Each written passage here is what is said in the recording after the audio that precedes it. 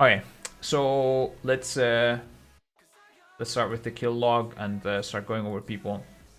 Also, I have my notes from our officer meetings, which I'm not gonna show everything of, but let's start with Roger. Actually, I didn't write any notes for him. We just spoke about it. Okay. Now, obviously, Roger's a really good player, right? But a lot of times he was like on Sylvanas. I think he thought he was baiting, but he was not baiting. He was just always like next to the camp, and I saw it, and I honestly just didn't want to bring it up because I thought it would demotivate him. That was the one thing that was weird. Aside from that, insane player, insane on Painsmith with the calls. I couldn't do it as quick as him. I don't know if I could have done it better if I was in game. He had a like very good grasp of that intermission and how to walk. Also very good calls with. That could have been better, especially from my end, when to wait before going into the gap to bait it outside. He figured that out. So like honestly, the full intermission was him. Very good job with the mines as well. Like he carried Painsmith quite a lot. Yeah, in general, insane player. Sylvanas was very good. He, I don't know, was ready to bench when it was needed. Because like his, you know, the only thing I think was he pushed a bit too much for the male splits. He was a bit demotivated that we didn't do male splits. Which maybe you see his eye level was not among the highest, even though he's a male user. Usually male users are super easy to gear. Like they could be easily on 243, 244, maybe even 245. Because I didn't see the value in doing male splits. That was the only thing I would say. But like aside from that, like in terms of gameplay, really, really good. Yeah, not sure what to say. I think he was maybe a little bit trying to prove that hunters are good too much. At times focusing too much on DPS on phase 1 Sylvanas, because I think it was not needed. Standing in Windrunner sometimes. But like in general, he's just such a beast in terms of tactics and stuff. Like honestly, he could lick the floor, you know, double the amount of times if he wants to, and I don't know, disconnect every hour once. Like he would be still worth. Okay, not disconnect every hour, but you know, like he has so much more free room to do extra mistakes because he's just such a beast in terms of tactics and I don't know, mechanical gameplay, everything that he does really. So, okay, that's it, Roger. I think probably still the MVP of our team. Obviously not counting me, right? Yeah. I mean, he's also top of the damage. Obviously, also influenced by that, but yeah. Revves, I mean, there's not much to say. Thank you, Revves. The only thing with Revves is I wish he would talk more. There's, especially as a warrior, there's room for improvement if you communicate good with Dabba the Sword taunts. Sometimes, actually that doesn't go for this year. I cannot say that. Maybe sometimes being more aware of rallies, but I think it's not that easy if Potter changes them around and stuff like that to keep up to date. But like he did it already so fucking good. Like I'm not comparing him to other players. I'm just comparing him to what's possible if he was a robot at this point. So yeah, in general, insane. Again, one of our best players. I mean, I don't know if it's coincidence that one of our best players, like they're all on the top actually, but on the DPS meter. But yeah, Svaxecute. Kind of similar to Revves, actually. Quite silent. A bit more, or a bit less of a one-trick. I wouldn't say Revves is a one-trick, but he's definitely more focused on the warrior. Svak is a jack of all trades and can play anything you want. Jack of all trades, does what he's supposed to, like very close to Revves, if not on par in terms of like performing. Maybe a little bit lower, but at the same time he rerolled, so like that's fine. Also, one thing I forgot to say about the Sir, he's also really good at simming, which I don't think the other warriors or anybody else is that as good. Maybe Cannex is as good as well, I'm not sure. Or maybe some hidden people that do it in the background. But with the Sir, like he knows his shit. He knows how to figure out DPS chat, okay? With Shrek, I think that's maybe a bit lacking. Also, again, a communication issue, just like Revves. He's very similar to him, like I said. For example, he got insane gear on his warrior, and he was not planned to be a warrior, and he was not the one that pointed this out either. It was somebody else that said like I saw it as well. I think Chris may have said it. There was like a lot of people saying it, except for him. No, like if you get sick gear on your character, you should tell us about it, right? Maybe he was okay, like he didn't care because other people pointed it out, but he could have escalated it a bit more. But in terms of performance, really, really good. Sometimes got hit by some veils here and there. Sometimes got crushed by spike balls, but everybody did mistakes. Aside from those things, he was pretty consistent. Definitely like one of our best players. Now Lorgok. Listen. I mean, there's a reason why we have him. The thing with Lorgok is he just like sounds very funny. And it's hard to not meme him. In terms of performance, he was really, really good. In terms of attitude, he had like this attitude problems a year from now, a year ago or so, when he was playing a bit more selfish and a bit chilling on his like prep. That all is gone. He is committed to becoming better. I really like his attitude. The one issue he has, and it's a funny issue because like you usually, like I never had this issue with any other player. Just when anything happens to him, I don't know, like anything unusual happens to him, and because of that, let's say he failed a mechanic, or he was late to the raid, or he's not responding, or whatever it is, right? Like he has some software issues. He will tell you the full story of behind it, what's happening. So let's say he's late to a raid, he will be like, I went to the gym, and then I worked out a bit longer, or I even cut it short, but then when I was driving home, the police stopped me, and then I couldn't find a parking place, and that's why I will be like, maybe a little bit late, I'm not sure exact how much. It could be 5 minutes, it could be 10 minutes. Like, this is, and we told him in this feedback as well, we had it today as well. Like, he will always have these stories, and we need to tell him like, bro, just tell us you're late 10 minutes. That's fine. That's all we want to know.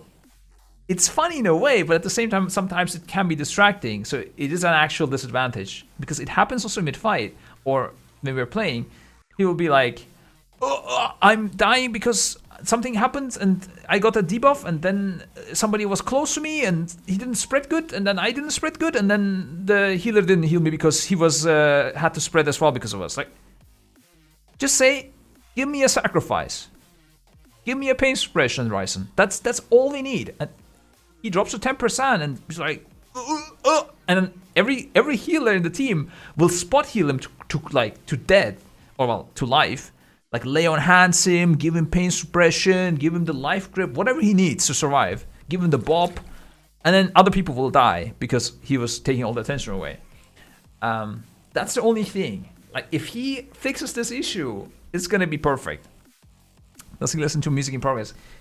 He was banned from listening to music during progress last year. On this year, we did not regulate it. I don't know if he did it. I don't know, but he was aware of what we were doing. Like back then, he was just sleeper on tactics and stuff. But he was aware. It was just, yeah, the stories. And also outside of the fight, like let's say I asked him, Lorg, why did you get spiked? Like what happened here? You get the full story, and you're like, bro, no, okay, it's fine, it's fine. You failed, it's fine. We continue. Why did you ban listen to music? He was listening to very loud hardstyle and had problems understanding what we were saying.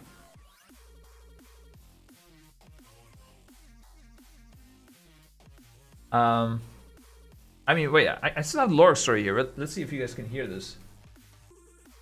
I mean, there's a reason that this sound recording exists. One sec. You guys hear this? Man, I'm telling you, the hospitals in Italy are crazy bad.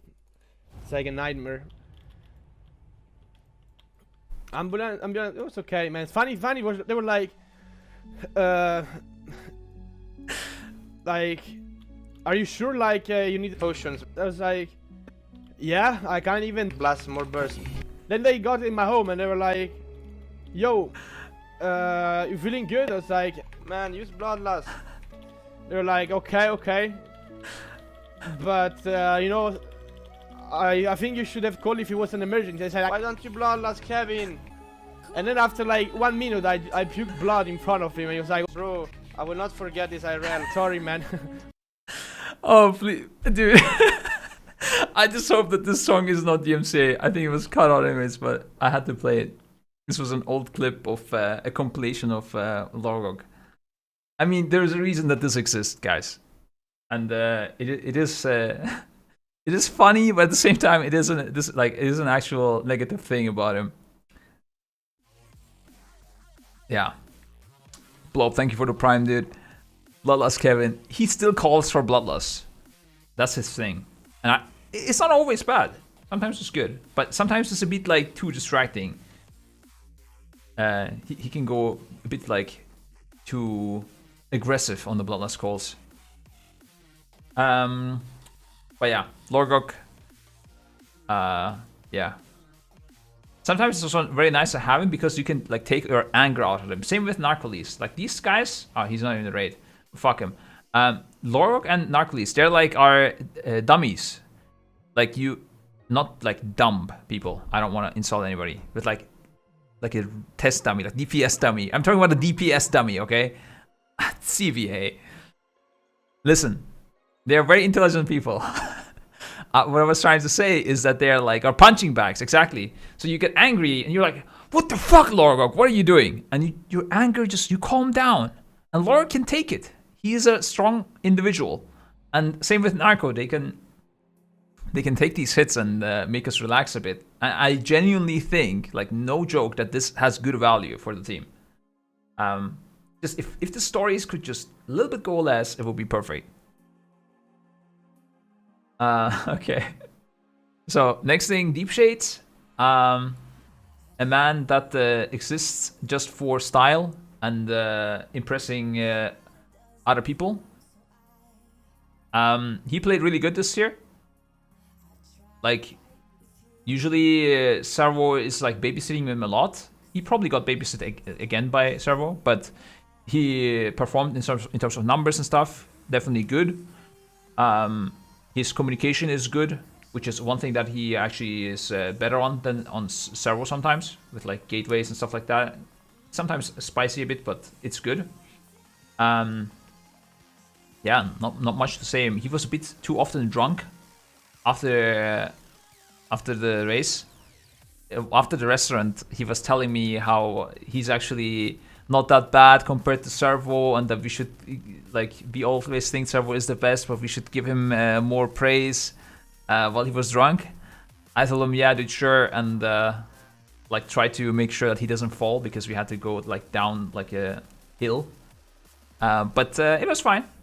I think his performance was quite good, just in terms of theory crafting, in terms of figuring out he could be doing more like Xerwo does, or other people in this team do, like Cannex, or I don't know, Revves. Like these guys are always figuring out what's the best for the spec.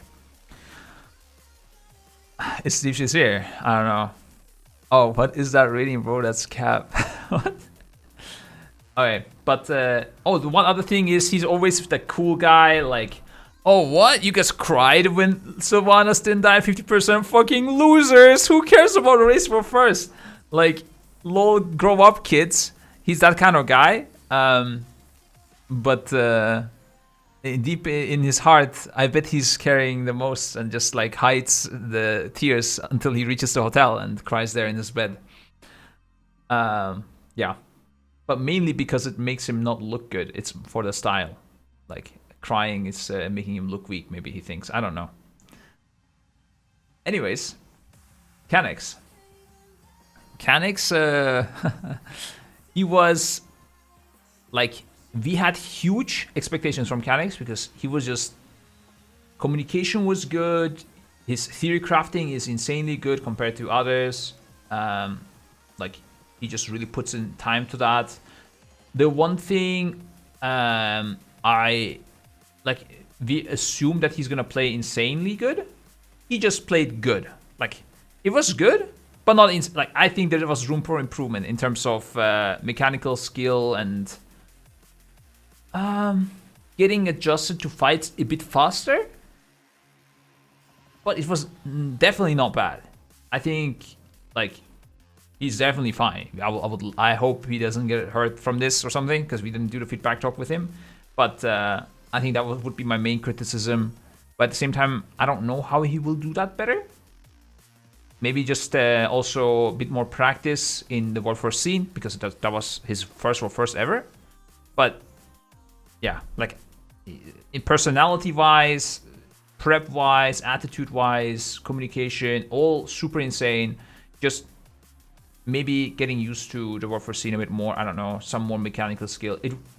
Again, like, if he stays like this, I would love to have him in the team forever.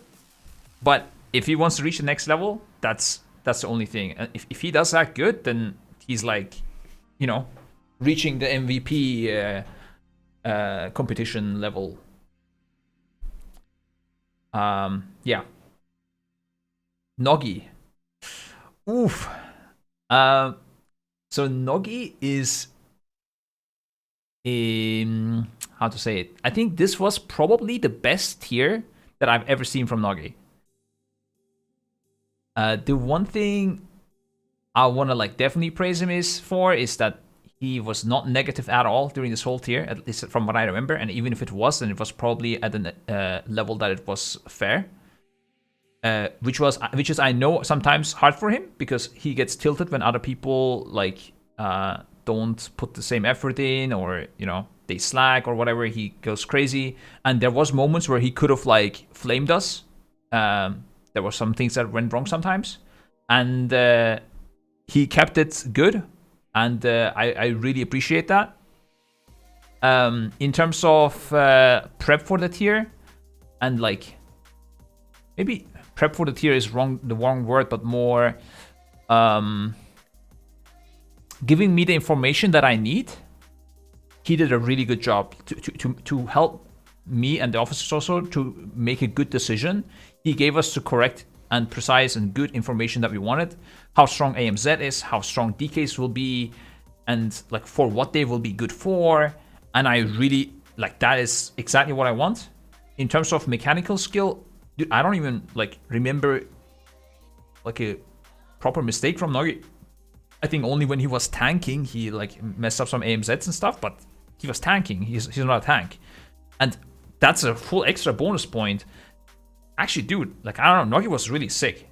I don't know how high I rated him for like feedback and how much I noted of this down, but he also was ready to tank, which I think, for example, last time he was like, bro, like, don't put me on tank. CBA, I think it was mainly for M+, but I think he also wouldn't have enjoyed it for the raid.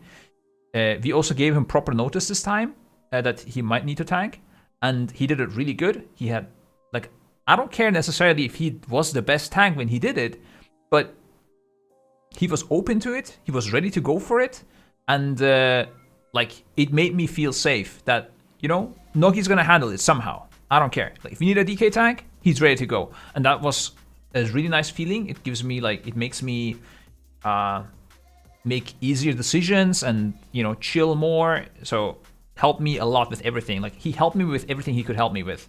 In terms of that, in terms of that. Additionally, also, he did not fail mechanically from what I remember, at least not a lot. Not, you know, maybe like lower than the average, I think. Maybe I'm wrong. By the way, just a disclaimer to all of what I'm saying right now. This is all from my memories of the progression. My memories and the reality can definitely be very different, because I am not a wizard that can see reality and the truth like to the maximum level. I hope you can understand what I'm saying. Like, I can definitely oversee things, so I will go and watch all VODs of progress, also probably on stream, or most of it on stream. And probably gonna have a different view on a lot of things. I mean, not completely different, but a slightly different one at least. But yeah, from what I see, that was the case. But yeah, just for any feedback I give, like my mind might change after watching the replays. But yeah, Nnoggie, literally insane. Like he would be very close to MVP level if he was, you know, a Roger in terms of tactics as well. But you know that's just really hard to do. I don't know. Yeah.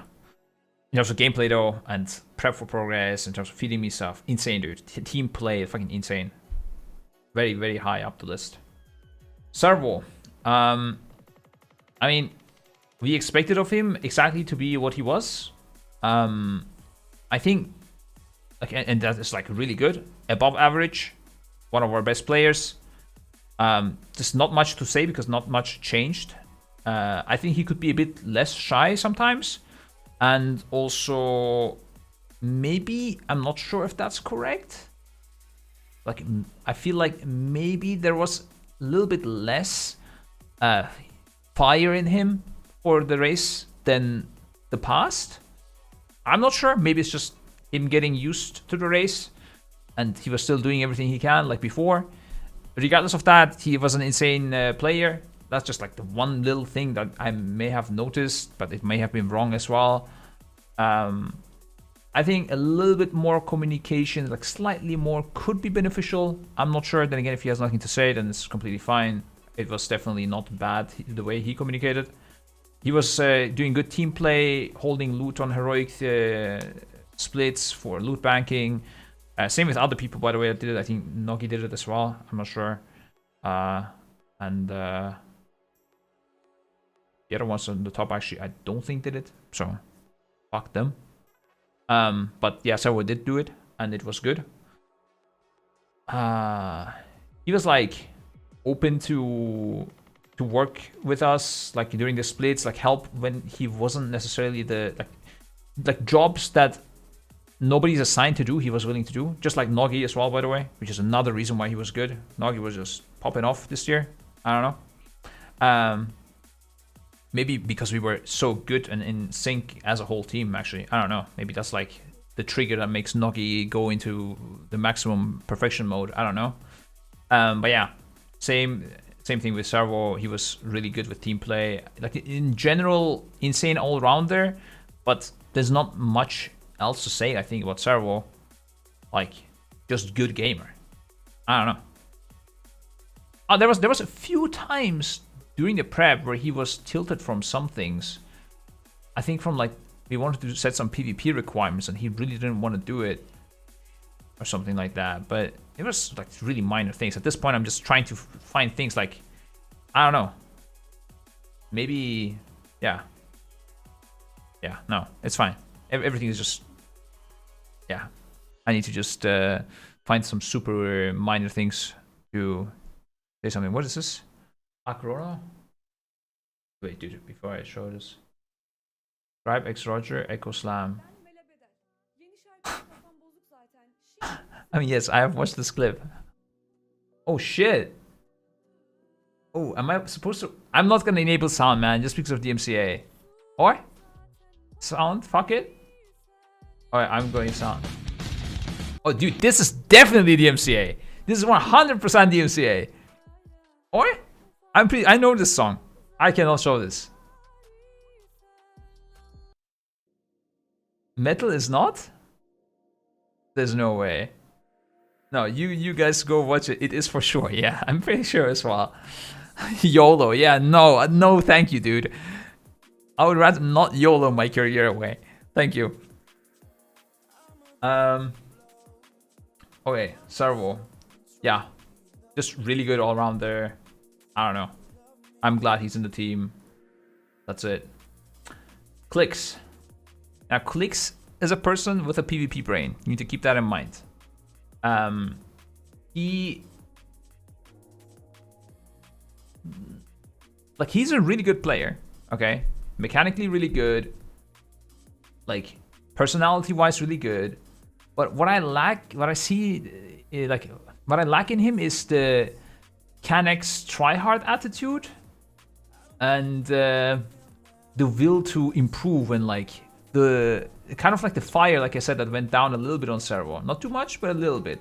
I feel like that's the one thing with Clickz. I think like Clickz just rides the wave, you know, he's just surfing. While we do Race War first, he's like, okay, we do prep, let's do prep. Sure, man. Oh, we do theory crafting. Okay, yeah, I'm joining. It's fine, let's go. You know, oh, we need to do M+. Yeah, sure, let's do it. PvP rating, oh yeah, I will do it. You know, oh, you want me to hold loot? Sure, yeah, fine. But he won't go out of his way and be like, okay, let's do this, let's do that. You know, that's the thing I'm lacking a bit on Clickz. But aside from that, I mean, he doesn't have to do it. It's fine. He's still very good at what he does. I'm glad he's in the team. You know, completely fine with him. But if he wants to like reach the next level, or also a bit more like this is also affecting his communication a little bit. Or well, not communication, but like coming up with things to improve. Like I'm pretty sure we're gonna have the feedback talk, and I'm gonna like, okay, do you have any feedback for us, Clickz? He'll be like, yeah, everything was good, man. Like, okay, yeah, sure. Like, yeah, I know it was good, we won, but like, you know, any ideas, any improvements? Like, it's fine, all good. That's the thing I expect from Clickz. Let's see if he proves me wrong. Maybe after hearing this, he will. But yeah, in general, like mechanical skill-wise, attitude-wise, like team play-wise, it was just completely fine. Just I'm just mentioning these things if he wants to reach the next stage in my eyes. Gingi bro.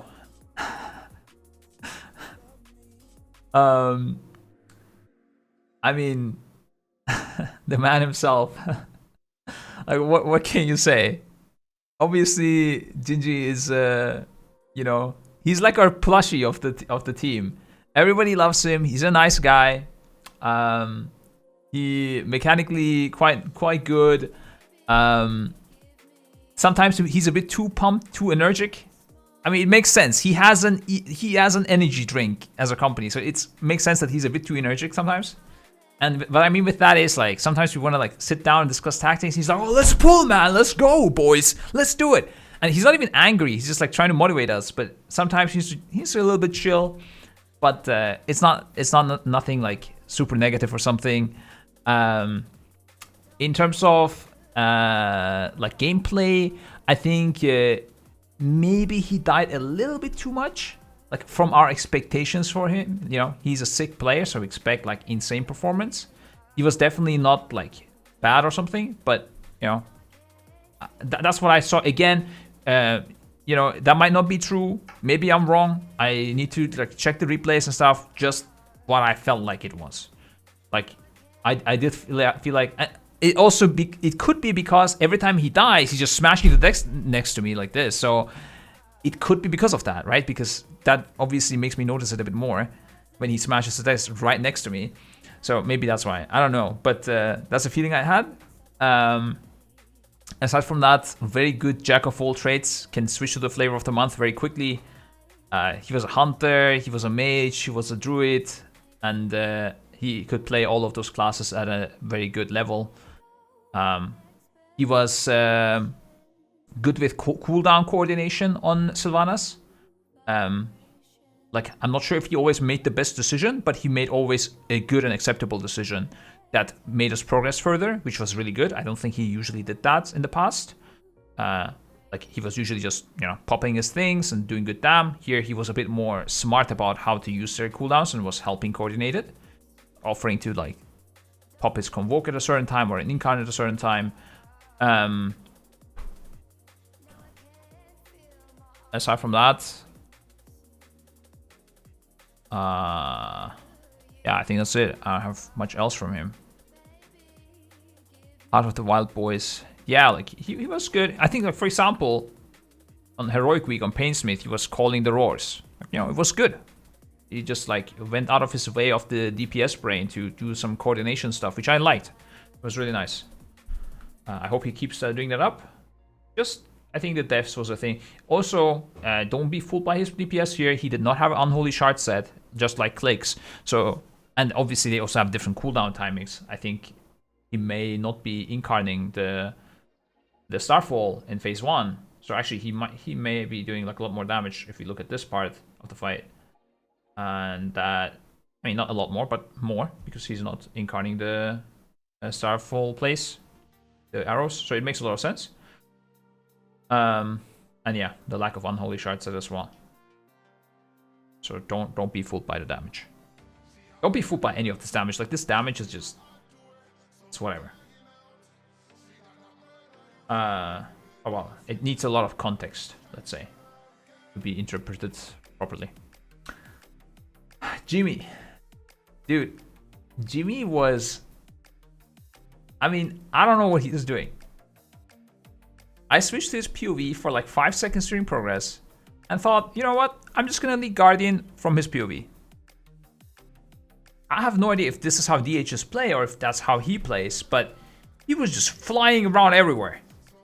His camera was shaking, like it felt like he was doing a 360 with the camera every 5 seconds. I'm not sure if that's a Jimmy thing or if it's a DH thing.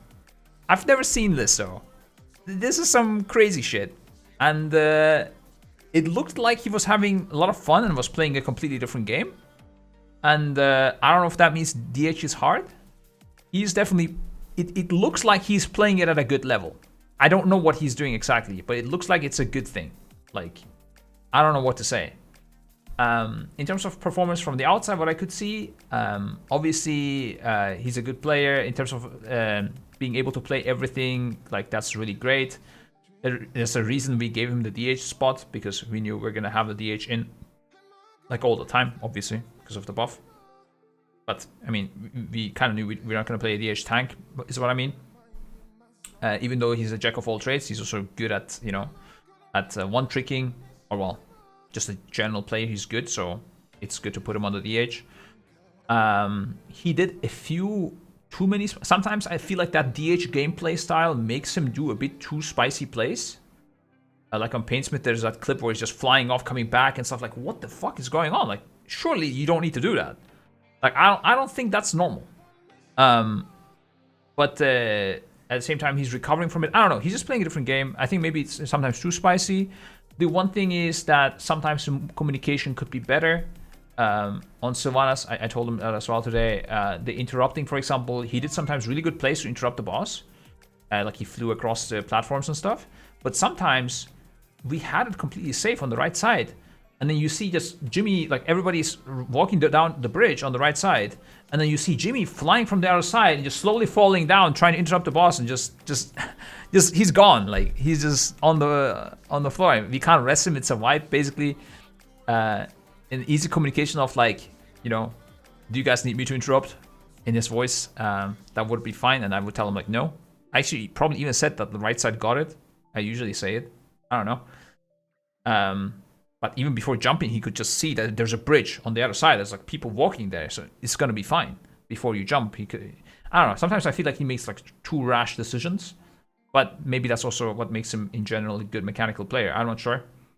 If he could increase his communication a little bit, it would be bring him to the like OP next level. But aside from that, obviously an insane player. There's a reason we put him on the DH. Fraggo. So Fraggo came back to the game 2 tiers ago on like at the start of Shadowlands. He was completely overwhelmed with what we were doing with the 6 characters, with all of them farming the Maw, and he has an insane will. Like, this is like some Viking power inside him, that he is willing to do whatever it takes in terms of prep. And like, I have no idea how he has this much energy for a person that, you know, just came to the game. He prepared all his characters like crazy, and in terms of performance, the first tier was definitely a bit off. Like, and that's, I guess, kind of normal that you play kind of not that insane in the first tier. It wasn't like horrible, but it was not good enough, honestly, for the first tier. Now this tier, he did play much better than last time. Still has some things to do better. I think it's also because he again rerolled from DK to Warrior. I think if he played DK, he could have played much safer, but definitely not bad.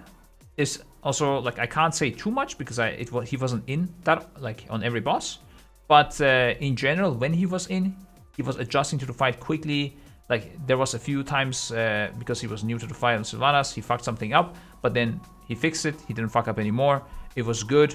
I would need to see more to say more, but in general, his good qualities are like being very like insanely good attitude. Like that's the one reason why you would want Fraggo in the same. If you want like good players that you just enjoy playing with, it's Fraggo. Very good like awareness and well, not awareness maybe, but how do you call it? He was basically in every prep meeting there. He was like always wanted to push higher, and like I really like that attitude, I guess. The only thing is he needs, I think, a bit more practice with the game. I think he might have gotten that this tier already. I think next year he's gonna be even higher. I see definitely like potential for him to rise higher and higher. And he was already getting better and better during progress. I think like that's a thing that happens, by the way. During progress, people get better and better. Also, when Fraggo gets pumped, you know it. The screams in TS are insane. Really? I never heard the screams of Fraggo. But yeah, he's definitely like a guy that like lives to win and lives to like perform, which is really nice. Like you enjoy playing with him. Yeah, I'm glad he's in the team. That's it. Fraggo will be better. He hasn't played WoW in so long. Yeah, I think he's only gonna improve higher and higher. By the way, again, don't be fooled by this SPS. I don't know if this is like a bad try or if maybe he got a lot of arrows or something. I don't know. Let's see. I mean, this doesn't matter, I guess. Where's the Veiling arrow debuff? I'm so confused. Oh, because I'm monitoring him. I guess he didn't get arrows. I don't know. Actually, the other boys get arrows. For fuck's sake, got 2 arrows. Okay. I don't know what happened. Maybe... I don't know. Whatever. But maybe he fucked up because he was a bit newer to the fight still. But on the other bosses, on the other pulls, like I showed, Fraggo was doing good damage. Base 1 onwards at least. There you go. And I don't know. Other pulls was the same. Let's see. There we go, yeah. I mean, slightly behind, but he was also behind an eye level a little bit slightly, so it's completely fine. Going back. My man, Phil. Phil is... I don't know why, but I feel like Phil cares more about Classic than about retail. I'm not sure what's going on there. It's like... Sometimes I feel like his attitude is like, yeah, let's finish the race first so I can go and play TBC again. Or TBA or some of these weird, like, old games. In terms of performance... And attitude was complete, like really good still, even though the things I said, I think he still wanted to win, he still wanted to try hard, like the fire was there, the prep mind was there, like the progress brain was good. The one thing is he was a little bit sometimes negative, or sometimes like he said things that are not negative. He was like, let's do it, like we have the DPS, let's push it boys, let's go. But it sounded more like, we have the DPS, man. Like, let's go. But like, it's the things that he said were positive, but he sounded negative. I don't know. Passive aggressive? Not really. No, he wasn't like trying to make aggressive things, but he was just, I don't know. He sounded annoyed sometimes too much. Maybe because he didn't play Classic when he wanted to. Any idea about his DPS? I'm not sure. From what I heard, that was that he had a bit low gear. I think he did not play Arcane as good as he could have. I'm not sure. I mean, he also rerolled to it quite late and like was telling me that he was practicing it quite late and that it was quite a hard of a spec. I'm not sure. I will have to talk to him and see. I don't know if it's like items. I know that, like, for example, if you're comparing to Limit Mages, like they did have more gear, right? Like they definitely have more gear than Phil. But I don't know if there was more to be juiced up. He could probably do more DPS. I'm not sure. We'll talk to him. We'll see. Didn't have the feedback talk with him yet. Yeah. Overall, he was with the guild since a long time. He was our main mage for a long time. I hope it's not a DPS issue, and even if it is, it fixes it. He fixes it. He's definitely a team player, like a safety type of person. Safety player will do whatever it takes to kill the boss. even if it's not looking good on the cam. Yeah, generally good attitude. Is there a feedback talk after everything? Yeah, there's a feedback talk. Does he suggest going Arcane for more boss his last phase too? Yeah, that's why he went Arcane, because he didn't even ask me. He was like, I'm Arcane now because we need boss stam last phase. And it's yeah, his FPS in bad. Yeah, I think that's one big thing actually. There are these people in the skill sometimes that they have massive issues with the game, like lagging for them, and it's usually like a very easily fixable issue. But they're like, no, I'm just lagging, man. My PC is just bad. Unlucky. I'll just lag forever until the day I die. Like, no, just fix your problems. We have the technology to figure out and analyze problems and come up with solutions. And it turned out it was RC Loot Council, I think, that was lagging him. That, by the way, like, I really want to figure out a way to make a Loot Council add-on. I feel like everything we play with is just not good enough. I don't know. I'm sorry, RC Loot Council boy, but your add-on is bugging sometimes a lot, and it bugs other add-ons as well. It's super weird. At Grim, yeah. But yeah, he fixes issues on Sylvanas. I'm scared how long he was like playing with this lag. Must be horrible, especially on bosses like Painsmith or something. But yeah, Mini had his birthday 2 days after progress. We didn't sing him a happy birthday. Please tell him happy birthday, chat. He's 21 now, I think. Sometimes, I think the only thing that I have with Mini is sometimes it feels like he just falls asleep mid-fight.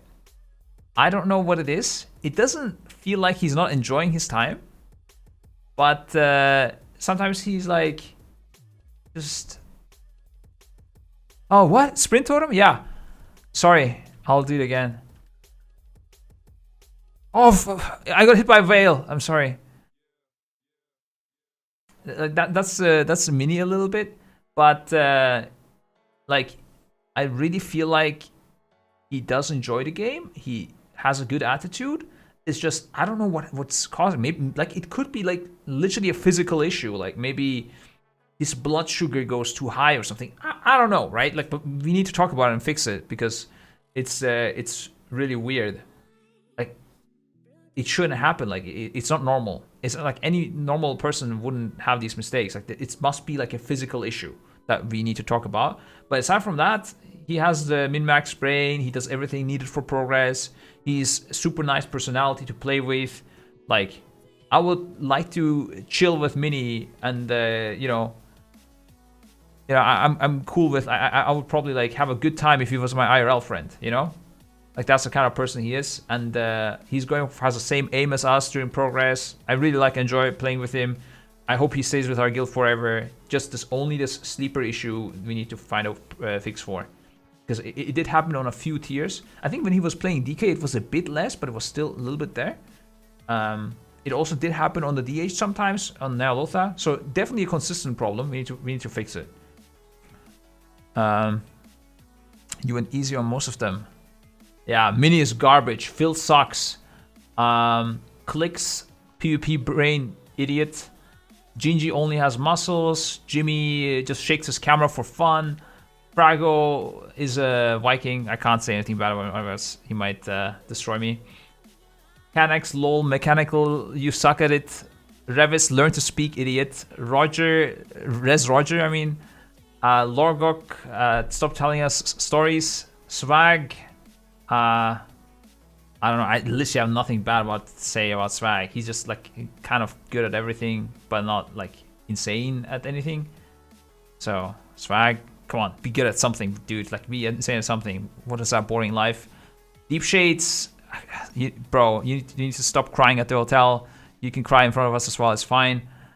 Nnoggie, afraid to say anything bad. Xerwo, same kind of, because I feel like he has too much money and he could probably sue me with something. And yeah, the rest we didn't get to yet. Naowh, lol, streamer, brain, Meeres. I don't know. Nothing bad about Meeres as well. Fuck. Meeres is actually kind of good, so I can't think of something. Let's see. LOL can't be bad at anything? I don't know. Literally have no idea. I can't think of something. Holy fuck, that's kind of hard. Skarìs, kind of same. LOL, no, like I don't have anything. Jeath, I mean, surely I can't make fun of something that's old because he's old, because that's a super PM. Aside from that, I can't think of something either. Okay, let's skip the fun part and be real again. Alright, this is getting awkward. Now, I was very happy with Naowh's performance. Like, very, very happy. Not just the gameplay part, but especially his attitude towards performance. The last year, on our first year, we had this problem where I wanted to be more serious about progress, and I wanted people to focus, but people wanted to meme. If you notice that, like a lot of viewers have actually like pointed it out as well, that we're fucking around, and every time we meme around, we're dying. And literally the viewers were mad at us as fans that we're not taking it seriously, and we should like fix our shit. Yeah, people say Limit is like that as well, but and we were not like that, but to me we were really like that on Old Year. And it, like, I knew it was dropping a performance, and I said that, and he was like, no, we want to meme as well, because memeing is fun, and I want to play this game, I want to have fun as well. And it was funny because this tier he was the opposite, because he said that he realized as well that when we meme around, we just not doing good, like we're just dying, and he really wanted to win. Uldir, not Uldir, my cat's not there, whatever it is, man. They are both, listen, they're both red tiers, okay? Like, they both have a red atmosphere, right? Yeah, they do. So you can't judge me. And they are both first tiers. So I really like that he was like really pushing it, even though it goes against his way of life, the focused and non-meme life. He realized that that's what we need to do to win, and he did everything that's necessary to win. His prep was quite bad because, well, multiple reasons.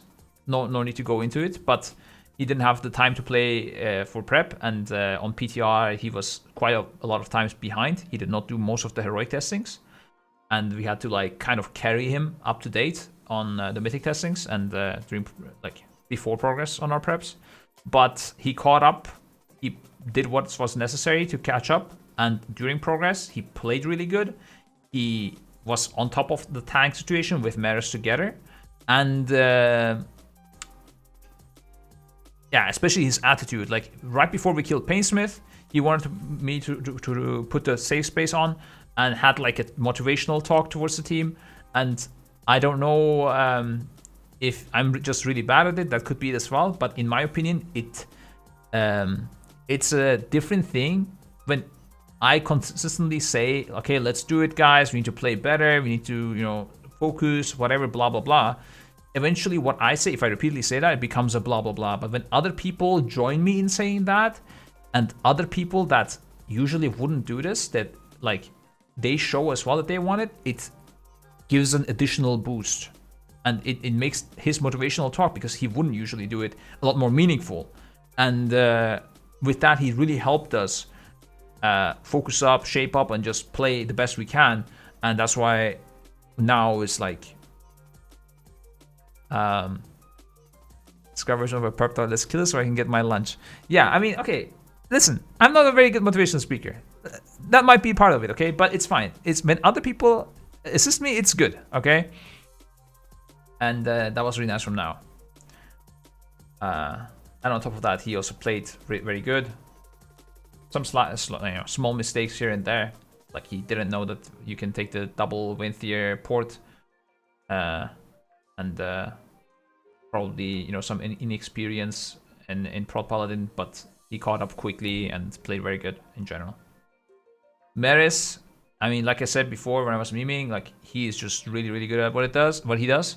I think on Casanatria there was some problems with tanking because he was new to it. It was his first raid tier as a tank. But you knew Meeres is just gonna try hard and fix his shit. And he did. And he played really good. Like, he was on top of the situation. I think in general he was like, you know, Naowh and Meeres together, like I said, were on top of the tanking situation. But I think in terms of the bosses especially, Meeres was another level above Naowh, because like I said, he was there for all of the prep, and at least catching Naowh up to date was, you know, what Meeres was doing all the time, which was super valuable. And they had really good synergy. Like, yeah, I don't know. I mean, just to find some things to say bad about Meeres, what he could have done better was calling for Direct Sword taunts a bit better. But towards the end, they did that as well on Sylvanas. I don't know. Like, I guess I don't have anything. He could play Windwalker when it was needed. I don't know, man. He's just really good. He is also a bit crazy. Like, okay, one super weird thing about Meeres, okay? He was doing Genshin Impact dailies during the Race War First. What? I have no idea how that's possible. I mean, there is a level of Veep that Meeres has reached that allows him to have the energy to do his Genshin Impact dailies, regardless of how much time it like, you know, how much little time he has. And it's so weird that, like, I don't know how he does this. Meeres, in general, not just with V being around, always has the time to, like, do the extra weird things that you would expect a player not have enough time to do. Like, I don't know, reading Discord messages from, like, random channels, and I don't know, like doing some sort of weird dailies, like whatever it is. Like, you would expect him not to have time, but he knows about it. Like, he probably knows all Demo Warlock cooldowns. Like, why? Like, he is a tank. Demo Warlock was not played in ages. How does he know about these? Why did he even research it? And like, when did he do it? I don't know. But he knows about them. He will be like, yeah, I know. Feral Druid rake damage nerf was really bad for his multi-target capabilities. Like, why the fuck do you know this, Meeres? How do you know this? There's no way. You're a tank and nobody plays Feral Druid. But he will know. He will have read the patch notes. He will run some sims or something. I don't know. He will know it. It's kind of weird. So that's the one weird thing about, like, side weird thing about Meeres. And like, you would expect him, like, you would expect that to lead to his performance to drop because he can less focus on his own shit. But it doesn't happen either. His own performance is fine. It's good. So I don't know how he does it. A little bit of weird. Like, sometimes it feels like he is like a twin brother that, like, sometimes they swap around and we don't even realize. And that's why they have, like, this much information available to them. He definitely loves the game. The hair gives him power. Yeah, maybe that was him, like, evolving. I don't know. Maybe he's like not a human, Super Saiyan or something. Alright, but Skarìs next.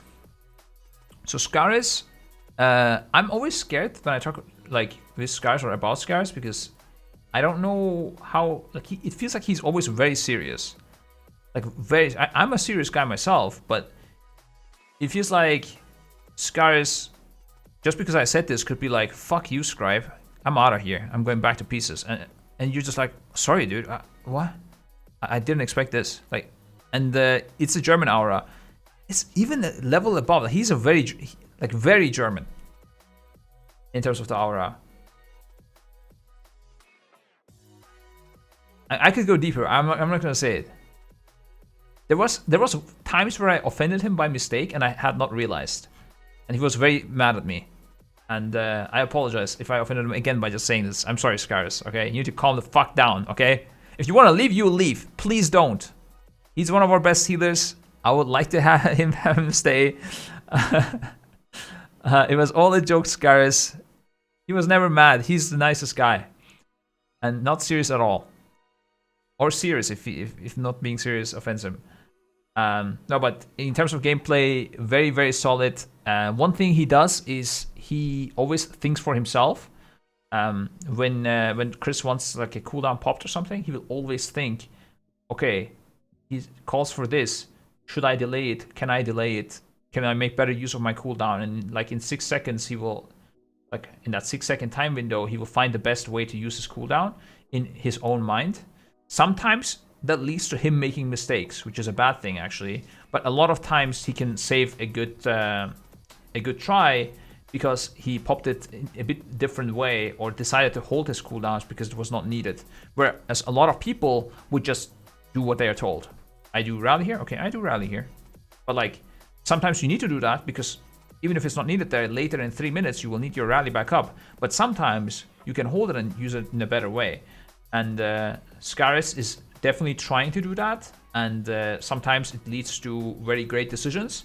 Sometimes it can do some minor mistakes. But I think if he does this perfectly, he will be like reaching the Omega level. I'm happy he's trying to do it, but we need to talk and do it as good as possible so it reaches that perfect level and reduce the amount of mistakes that it may cause sometimes. Now with Zaelia, Spirit Link, that's a whole nother issue, okay? That was a bad call. That is a classic case of a bad call. Well, technically a bad call. There could be a case where it's a good call, but he didn't do it because of that. But yeah, anyways, the Spirit Link issue we did discuss, and it was not a good thing that he held his Spirit Link on Sludgefist. He does agree. Now with Jeath, yeah, but Skarìs, like in general, just to finish it up, really good player. I'm glad he's here with us. I hope he never leaves. That's it. With Jeath, I think there was a few things that was not good. In general, really good. In general, really nice attitude. He's just very nice to have around.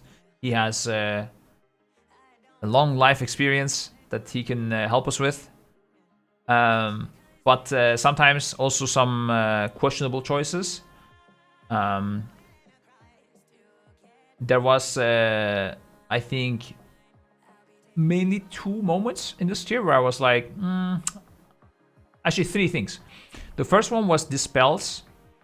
I think on Sylvanas there was some problems there sometimes. I think it should have been solved better. Regardless of if he's right or not, I think it should have been discussed better before the tier. And that also kind of goes to the tanks if it wasn't discussed. If it was discussed and Jeath didn't do it, that's another issue. But there was definitely some problems there.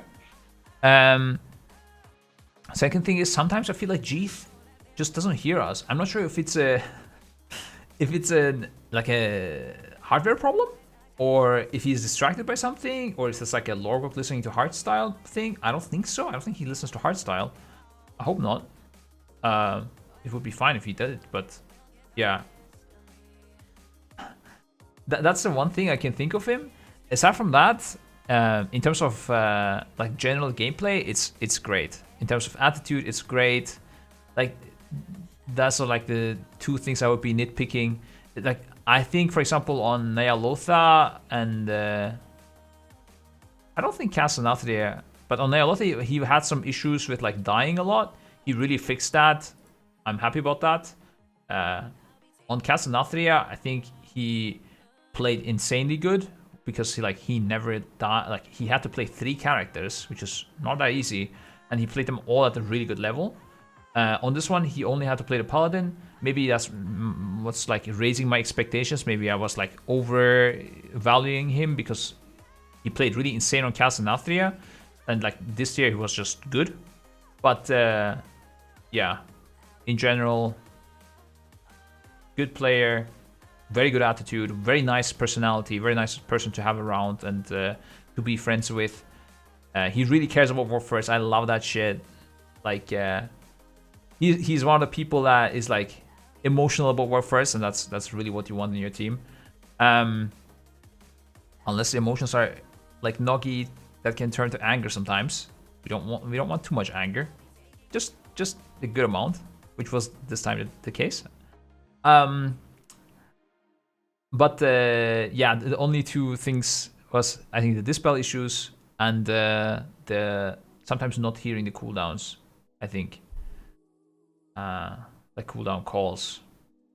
I don't know how often it happened. I just noticed it sometimes. Now, Lushkanon. There was definitely big issues last year with Ken. He starts Lamau in the chat. Yeah, there was definitely some big issues in the last year. I think it may have been related to us enabling voice comms and having no rules around it, or no big rules around it. He went a bit too crazy with enjoying his gameplay. I think it could have been because he really enjoys Resto Shaman. There's a theory in the officer team that we should just not put Resto Shaman for Ken, because it may lead to him having too much fun, which makes him meme too much, and in return reducing our performance. Now, I'm not sure if that's the thing or if his attitude just changed from last time, but there's a reason he was not playing Shaman. And this was a small part of it, for sure. And it did work out good, but we still don't know if that was the reason. Now, he did play really, really good this year. His attitude was really, really good. Sometimes he was late to the venue because he was busy making his hair. I mean, it was not excessive. It was way worse the 2 tiers ago when we were in Naowh. So I'll take it. It was an acceptable amount. Sometimes he stole some. What is a Regenschirm, guys? An umbrella. I remembered without looking at the chat. He stole the umbrellas from the hotel sometimes, or lent or borrowed them, according to what he says. But why would somebody give you a free umbrella randomly? I think he did steal them and then brought them back every single time. I'm not sure. I don't want to know what. If he stole it, don't tell me, okay? I don't want to know what. But you shouldn't steal things, Ken, okay? It's fine if your hair gets messed up sometimes. You can remake it at the venue. We did think of that idea later. But anyways, regardless of his hair, he did play very good. His attitude was way better than last time, which was his only big issue last time. And like the memeing around and stuff. He did some insane plays. With some like sick life grips here and there. And I think in terms of like theory crafting and following orders, actually those are completely two separate things. All right, let me look at them separately as well. So in terms of theory crafting, he kind of followed what Rycn said, because Rycn is the main priest and he was not as knowledgeable. But he did it in a good, like really good way. So we're all happy with the way he did it, and that's kind of normal. I think though he is still a little bit of a rebel. For example, he was asked to level up a Holy Paladin or gear his Holy Paladin or whatever, and he just didn't do it. He was like, nah, I don't think that's a good idea or whatever. But I think it would have been pretty good to have it as an option. In the end, it did not matter, which was good, but it could have mattered. He is less of a rebel than he was before, but it could be even less. Like, honestly, just do what is told to you, Ken, okay? And it's fine. It's kind of like the Spirit Link thing, but at a very minor level, luckily. But it could have been a bigger level, you know? So yeah, don't be a bad boy, do what is told to you, and we're gonna be very happy with Ken, I think. He's kind of a bad boy, yeah. Yeah, but aside from that, gameplay and stuff, like he's one of our best players for sure. Maybe if that was not clear. Lastly, from this 20-man setup, Rycn. Rycn is really, really good. Like, just an all-rounder, like, really fucking good player. Like, everybody wants him. We got him. He's with us. I'm very happy about that. And I'm a bit scared that he will beat our MDI team next year, next MDI. But then again, he has like 2 Echo players on the team, so fuck it. That's also Echo. He win either way. I'm okay if he wants to win. 0 chance, Ken says. Whew, okay, nice. I like it. Yeah, true. Then again, okay. I don't know what's public. I don't want to say anything. Whew. Okay, let's not talk about MDI. Rycn. Yeah, just a really insane player. He knows the game very good. He is good at everything in the game. He can do PvP, he can do MDI, he can do M+. He can do... Actually, I don't know. Yeah, M+ is MDI. And he can do raiding, of course. Very insanely good attitude to the game. Definitely one of our best players. The one bad thing about him was that he had internet issues. It's really weird. He doesn't have an internet line to his home. Like, what? He connects from a phone internet. What?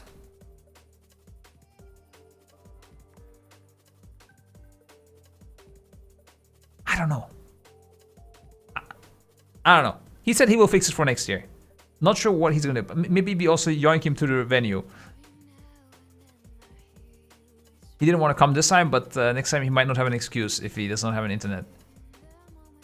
He literally got first from his phone internet, and he told me like his phone internet didn't work as well, and then he had to borrow a phone from someone to get their phone internet. Like, what? I don't know. Something was scuffed. That doesn't sound like you should play like that, but yeah. It did lead to some disconnects on Sylvanas mainly, but aside from that, the gameplay-wise, no problems. Attitude-wise, no problems. The only thing is internet issues. Sometimes there's some communication issues with Rycn. Like sometimes he tends to like escalate things that are like, I don't want to say not important, but sometimes like he goes from like 0 to 100 real quickly, and then sometimes he mentions like quite important things, like where like, for example, let's say we should 3-tank a boss and it's a really good idea. He'll be like, let's 3-tank this. And then like nobody even hears him and we just continue talking about something else. And then 5 hours later he'll be like, bro, I told you we should 3-tank this and you guys didn't do it. You guys didn't want to do it, but I told you and you didn't do it. And now we're doing it. And this is all your fault. I'm like, dude, okay, I'm sorry. I had no idea that you even told this to me. I don't even remember this. I never realized this happened. And and he does this in like a less angry but more serious voice. He's very serious most of the time. It's kind of like the Skarìs German efficiency seriousness, which also makes him a really good player. But yeah, sometimes communications issues here and there. Matt, Scripe hearing aid one. Is that a hearing aid? I think like, and then we told him he should like we have this general thing in our guild that, you know, sometimes things will get lost in, you know, like in the sea of talks that we have. So if you think something is, you know, not spoken about enough, you should escalate it. We use the word escalate for that. Like a classic case of, you know, an escalate being necessary. And I think he needs to like figure out the exact levels of escalation he needs to use. Jasmine, please stop using your mod rights in a like abusing them and spamming my chat. Thank you. I don't know. Listen, a mod review will not happen. The problem with a mod review is literally a mod's job is to do things that I cannot do because I don't have any, like, I can't put my attention to it, okay? Because I'm busy. And because of that, you know, by definition, I don't know what a mod does. Like, in general, my mods were good. But who was good? I have no idea. Like, maybe everything was done by Muffin? Maybe it was Jesmo doing everything? I have no clue. I cannot rate you. Maybe it was Crimlink. Hey, dude. I do so much. Yeah, I bet you fucking do, Crimlink. Probably watching my stream every, like, 2 years. Crimlink is an IRL friend. And also the initial GM of Rapid Eye Movement. Oh, no, not the initial one. The initial one was the closest one to the vendor. But after 2 hours, he was. It was definitely not Kremlin doing anything in my chat. But yeah, Rycn. Okay, back from mods. Rycn is yeah, just a really sick player, man. I hope he stays with us forever. I hope we get many warfors with him. That's it. Xerwo, what is this? Outside of the dance, many songs you know Skype, yeah?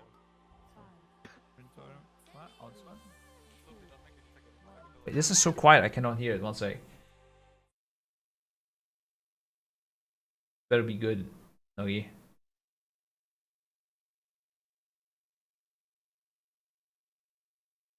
Loud for enough for you guys as well. Watch feet. Wait. Outside of the dance, many songs you know Skype, yeah? Printer. What? Outside? We don't make the defect anymore because of this. Watch feet. 3, 2, 1. Microphone. Oh, what happened? Outside I of- wasn't. 2, 1, 2, I'm so confused. 2. Did he? Was this bug when he got hit? Oh, was this? Is it this internet? Yeah. Oh my god. 2, Doesn't even look like he's lagging. Watch feet. 3, 2. Yeah. Microphone. Out. 1. Microphone. Yeah, that's not optimal. 5 seconds behind. No, I think he was completely desynced here or something. I don't know.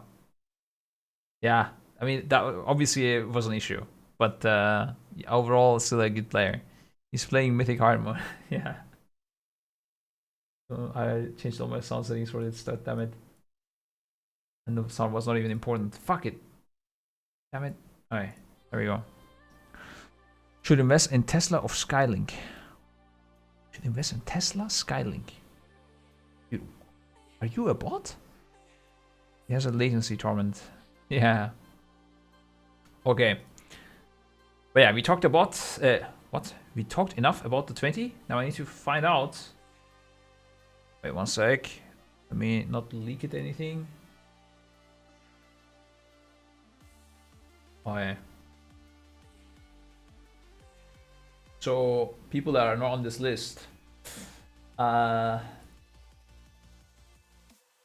Sol was just like one of the dream players that you would like to have.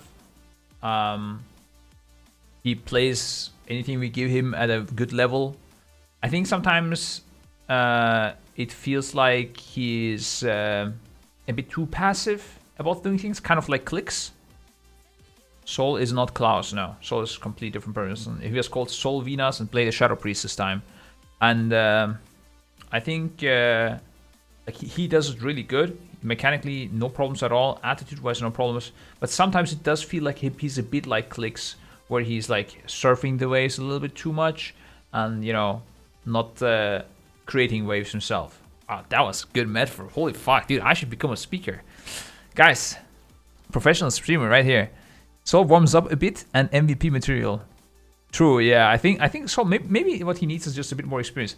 I realized, by the way, a lot that this tier that a lot of people just really don't understand, like, or can't grasp the full Race of War first, the full like killing a boss, how it works idea that easily.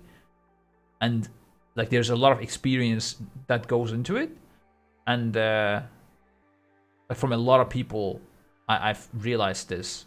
And that's maybe sometimes why they're surfing the waves a bit too much and not, you know, because they don't know how to create these ideas and tactics and stuff like that. And they don't know what to push and escalate more that much. But yeah, Sol in general, like really happy to have him in the guild. Very good player, very good mechanically. Doesn't create drama, doesn't like, I don't know, just an all-rounder, too good, a good player. The only thing is we didn't see him play much, which is why also he's not in the setup here. Yeah. Let's see if there's any fun facts about him. No, there's not. He's not a funny person. He's just a good player. Fleks. Now Fleks is a funny person that is. It's super weird. He's funny, but at the same time very sad. Is he like a clown? You know how like clowns cry later? Maybe too real. This was too real, Fleks. I'm sorry. It's kind of like that. And also one thing I need to add is he's fucking handsome as fuck, boys. I don't know if you realize that. He posted a Twitter picture and damn, dude. Whew. I don't know. I heard that all the fangirls, they just disappeared. Nobody gets messaged anymore, and they're all now after Fleks. So I don't know. I think he's single. That's it. You won't get more from me. Yeah. All the girls watching out there, check Fleks' Twitter out. That's it. Funny guy. Maybe he's no longer sad when he finds his girlfriend. I don't know. Anyways. With Fleks, in terms of gameplay, it's such a shame that he was not in more, actually. Once again. And I think for the next year, that's one thing we're gonna fix. We're gonna find him a place where he can play like more actively. It was also because he was bad RNG. Honestly, it was kind of his fault as well. He could have played more Warlocks. You know, if he had a second Warlock, and he could have gotten more gear, and he could have had more uptime. Then again, it's not like Deepshades and Xerwo. Neither of them is like necessarily worse than Fleks. They're all three are really good Warlocks, but you know, I feel like Fleks is above the average, and he needs to see more gameplay time. We had the same issue with Swag for a long time, and I'm happy he was in this time. But same with Fleks, he needs to get in more. Yeah. I'm glad we didn't make you reroll Shadow Priest, Fleks. That was one of the ideas. Because we were a bit panicking that we only have 2 Shadow Priests, and what if they're OP and we need more for Guardian? Turns out Guardian was a fucking joke, so it was irrelevant.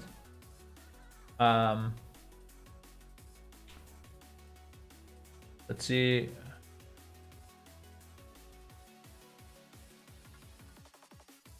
I feel like sometimes I want to hear Fleks' opinions more, and he keeps it to himself. I don't know why. I feel like he might have really good opinions that I'm interested in, but I never get to hear them. So I'm interested, Fleks. I hope he can find the time between answering all the fangirls to also give me his opinions next time. Yeah. That's it. Just really good player. I can't say much because he was not in much, but when he was in, it was really good. And yeah, need to just find a way. Why would I say opinions when I'm a clown? Sad. No, he's not like a clown as in terms of like somebody you like make fun of like in the school and stuff like that. But just feel like he posts like emo things a lot, but it's funny and emo, you know. He makes everybody laugh, but at the same time he's very sad because the game is not the way he likes it to be, I think. I am not bullying Fleks. I love Fleks. He's my friend. He's a very nice guy. I'm very glad Fleks is with us. That was not clear. Fleks has put Echo's meme game on his back. Yeah, I don't know if this was clear, by the way. Fleks is creating memes for a social media on Echo platform, like on our Echo Twitter. So if you see a good meme, there's a good chance this came from Fleks. And like I don't want to take attention from our other social media people as well, but he is head of memes basically, and he's doing a really great job. So yeah, that's it. Give him some praise for that. And I mean, since he started, our memes were popping off. What is this? Oh, this is how people have dinner break in Complexity Plays.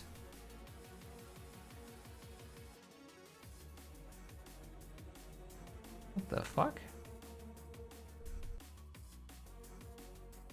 Why does THD look so fucking creepy, dude?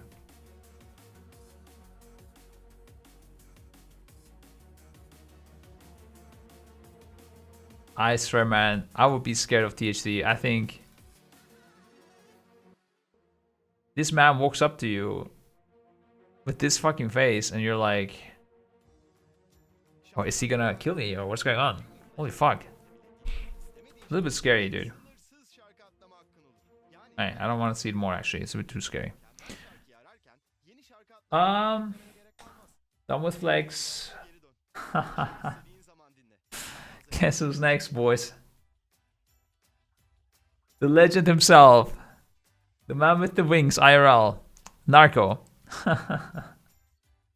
So, there was this one tier where Narco was definitely underperforming, and I was quite sad because he's a really nice guy to play with. And I was like, man, I hope we don't have to like replace him because, you know, obviously he's there since a long time and we really enjoy his, well, really enjoy is the wrong word. Sometimes enjoy. We don't hate him. He's funny. Sometimes funny.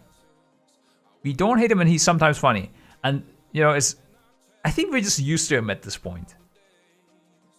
Yeah. He's not funny. If you're just used to him, he says a lot of stupid things and we're just used to him. And jokes aside, we do quite like him in the guild. He's a likable personality, kind of like Lorgok. Even when they say sometimes like stuff that tilts you, you just like them. And Stockholm Syndrome, maybe, I don't know. But it was a bit sad that after Naowh, we were like, he really underperformed. I hope we don't have to kick him.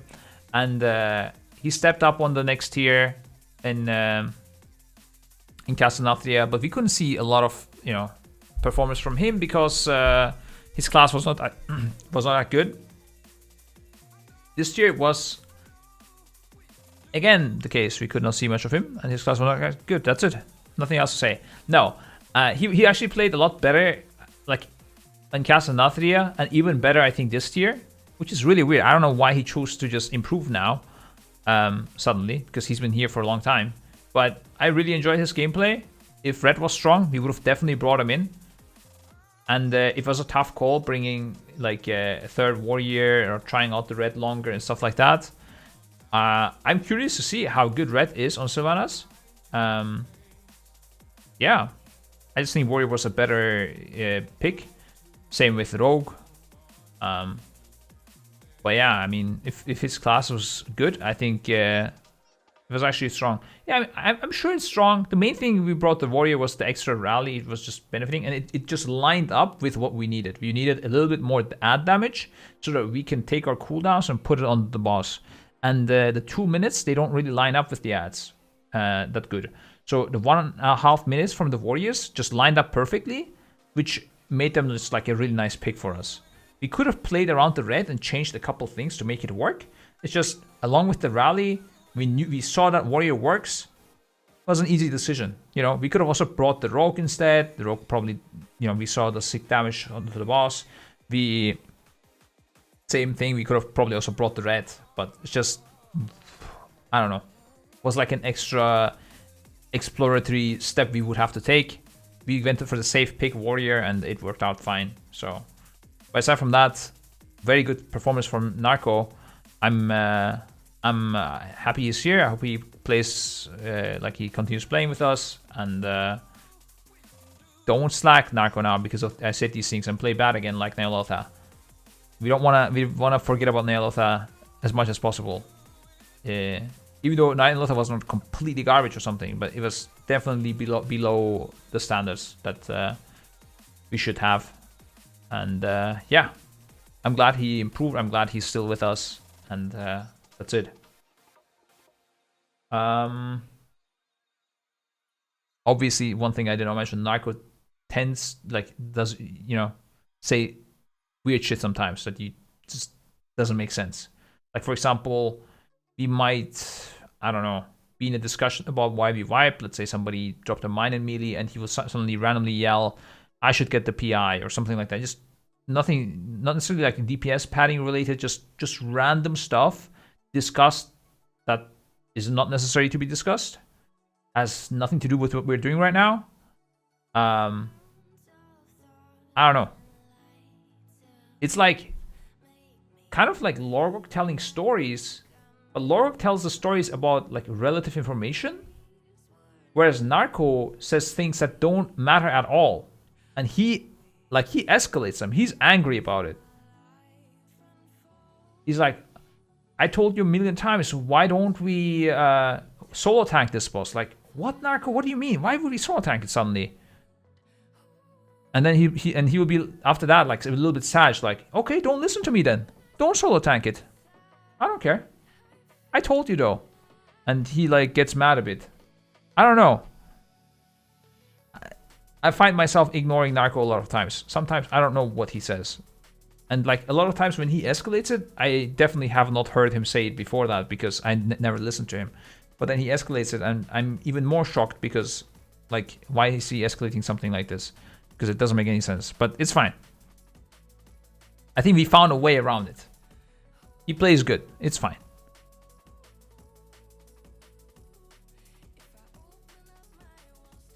Narco left Echo. No, he did not left. He did not leave Echo. It's fine. Top 5 MVP. I don't know if I can do that. That's a bit spice.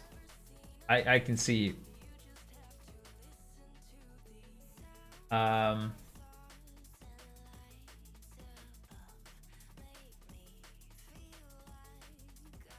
Sorry. Okay, I'm going down. Sorry, I did a sleeper. Justwait Monk is next.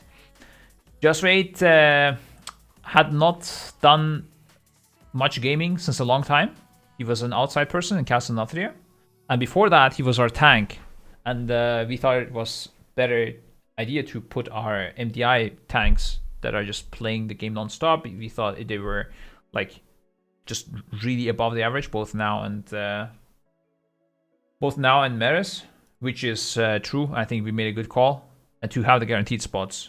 And they also play a lot more. They have just more aware, like not awareness, but more information about the game, and they could make like very good decisions when it comes to tanking. I think Justwait is still a good tank, but and we still use him sometimes, like on farm raids. And one of the ideas was if we, needed a monk tank and Meeres had to go DK, then Justwait would be monk tanking, all that good stuff. Yeah, I don't know where I'm going with this, but yeah, Justwait was not playing for some time, and he came back as a DPS, and I was honestly a bit worried that his performance is not going to be that good, and he's going to die too much, and blah blah blah. Because on farm he was struggling a little bit, but on progress he played really good. He was definitely not showing that he was rusty or anything at all. Just as good as the other players. He did not play a lot, so I can't say too much. But yeah, in terms of gameplay, he was just a solid player. Now, what makes Justwait, way better than anybody else? Well, no, okay, not way better than anybody else, but way better than a standard player that just plays good, is that he is also an officer and does outside management type of stuff. I will not go into the detail, but he made really good spreadsheets for us. Because I don't want to show you guys our spreadsheets and give you or potential THD lock competitors an advantage. He was working really good, like with spreadsheets. He is a really good IT guy, understands like how technology works, helps us do our stuff with websites and stuff like that. Like all this kind of weird stuff. Also is really good at like making management decisions. And in general puts him at a super high level because of that. On top of that, he's also managing our big Vics. And if he did not cover for our outside big Vics guy when he wasn't sure how to do things, it would have been an issue, definitely. And I'm glad that he was ready to kind of play and also do our big Vics at the same time. Because otherwise, yeah, we would have had definitely big problems. Because, yeah. He's just very experienced with big Vics, so it was hard for the extra person to fill his shoes. Yeah.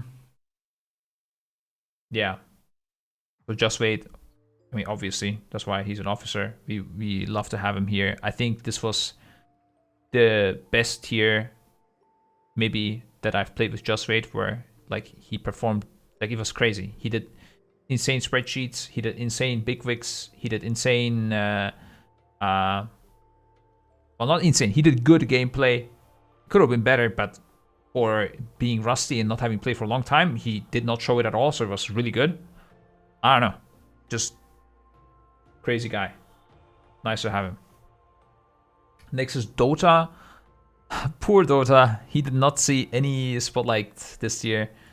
He was playing Shadow Priest. We never used the second Shadow Priest, and there was no reason to take him above Sol because Sol had way better gear than him. It was kind of sad because Dota is a good player. I literally cannot say anything about him. Like, he did not play a single boss.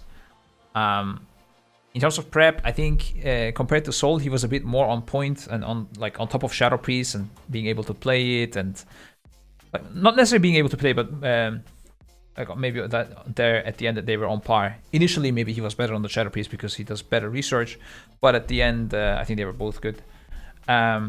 He was just like really good with the prep and very good attitude and try-harding everything. It's just very sad that despite all of that, he became benched because it was not needed. But, you know, sometimes these things are going to happen, you know. Like, we did plan to use 2 Shadow Priests, but just it turned out that we didn't want them. So I don't think we could have done anything to bring him into the setup. It was just a bit unfortunate. He didn't get gear, and Shadow Priest wasn't insane. What did Fleks think? Wait. Try reloading. This tweet doesn't load for me. What did Fleks tweet, dude? I hope I didn't make him actually sad or something. I called him a clown. Because I didn't mean to say anything bad. What did he write? The tweet is not loading.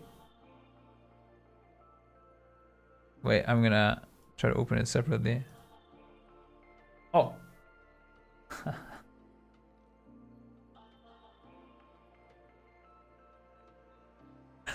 Well, the thing, I mean, I'm not saying something insulting, I hope.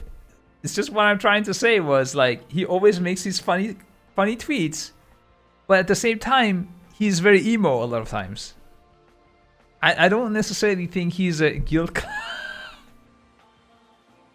Fuck it, he's the clown. That's it. Oh, look at how handsome this clown is though, dude. I'm doing my part. Fucking legend, boys. I'm glad he posted his pic. I had never seen Fleks before. And his horse picture in the bag. Yeah, I'm sorry. I can't show this longer because it takes the attention away from me. Too attractive. Somebody stop this man. Okay. Next. Yeah, Dota. I'm sorry, bro. Unluck.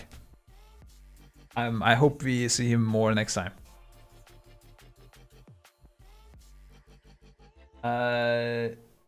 Zhatzi is also not in here. Kind of the same thing as Dota. I mean, Zhatzi was supposed to be the shaman, so because we didn't want to have Ken play shaman and fuck around. I don't know, he's just generally a good guy, a little bit too low communication. He was a trial, by the way, and I'm happy to announce he passed his trial. That's a good thing. The thing is, he passed his trial, but he didn't get to play much. But his general attitude, general gameplay, you could already see on farm, and he was also playing Holy Palo and Guardian, I think, if I'm not wrong. It was good. It's just not much to say. Yeah, like, I hope we see more of him next time. Maybe there's some more like 5-6 heal fights. Actually, he did play Soul Render and Remnant, and that's actually interesting because he did not stick out to me at all, which is why I almost forgot that he played on those bosses. And that shows kind of that he played really good, if you know what I mean. Like, if you don't realize somebody's in your guild, especially if it's a healer, Like as a DPS, it's maybe a bit Monka-esque because you look at DPS a lot. But I don't look at healing a lot. And I didn't like see him stick out, which means he was probably doing what he was supposed to do, which is good.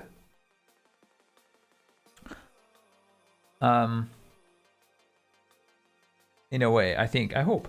The one other reason why I didn't see him stick out a lot is because he doesn't talk much, which is sometimes a good thing, but sometimes a bad thing. I think he also said today, he had a feedback talk that, you know, it's like kind of standard for a, and it's not just him saying it, it's kind of standard for a trial not to speak that much initially, because he doesn't know anybody. But I think it will get better. And I think he will get even better because of that, because I think he's a really good player. That's a bit hiding in the shadows. Your guild's graphics look so bad. What the fuck? Why, dude? I think our graphics team is actually insane. So, who is the guild leader of Echo? Get the fuck out of here, dude. Not really rational, but I don't know what it's called. I think you guys understand what I mean. Yeah, just be more German, basically. More like a robot, like me, and Xerwo, and Skarìs, and Rycn, the boys. But one thing I have to say is, despite the criticism, he took it a bit hard, but after that day, he did some analyst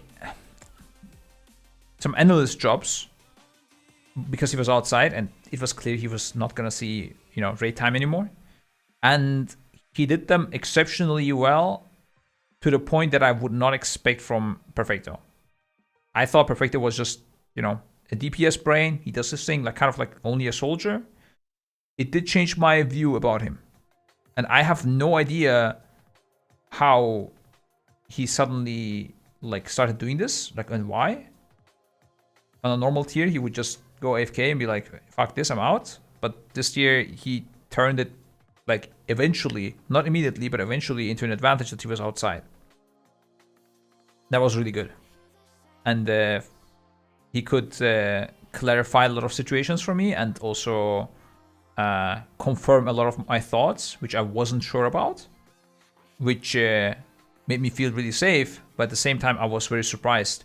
Like, honestly, at some point, I was like, if Perfecto agrees with me that easily, maybe I should think more about it, because, like, you know, he's usually not doing this, but he did it just really good, and you could like see like he was I don't know.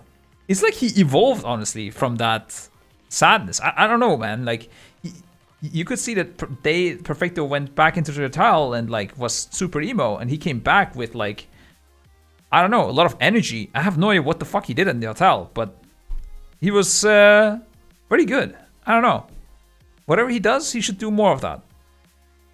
Maybe he went like some meditation. I don't know. What do you call it? Meditation clarity. I don't know. He did something, but it was really good.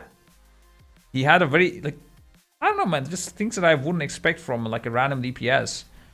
Well, not random, but he obviously has fuck tons of experience, but he really put it into use this year, I feel like. ELX effect. Yeah, maybe he drank some ELX.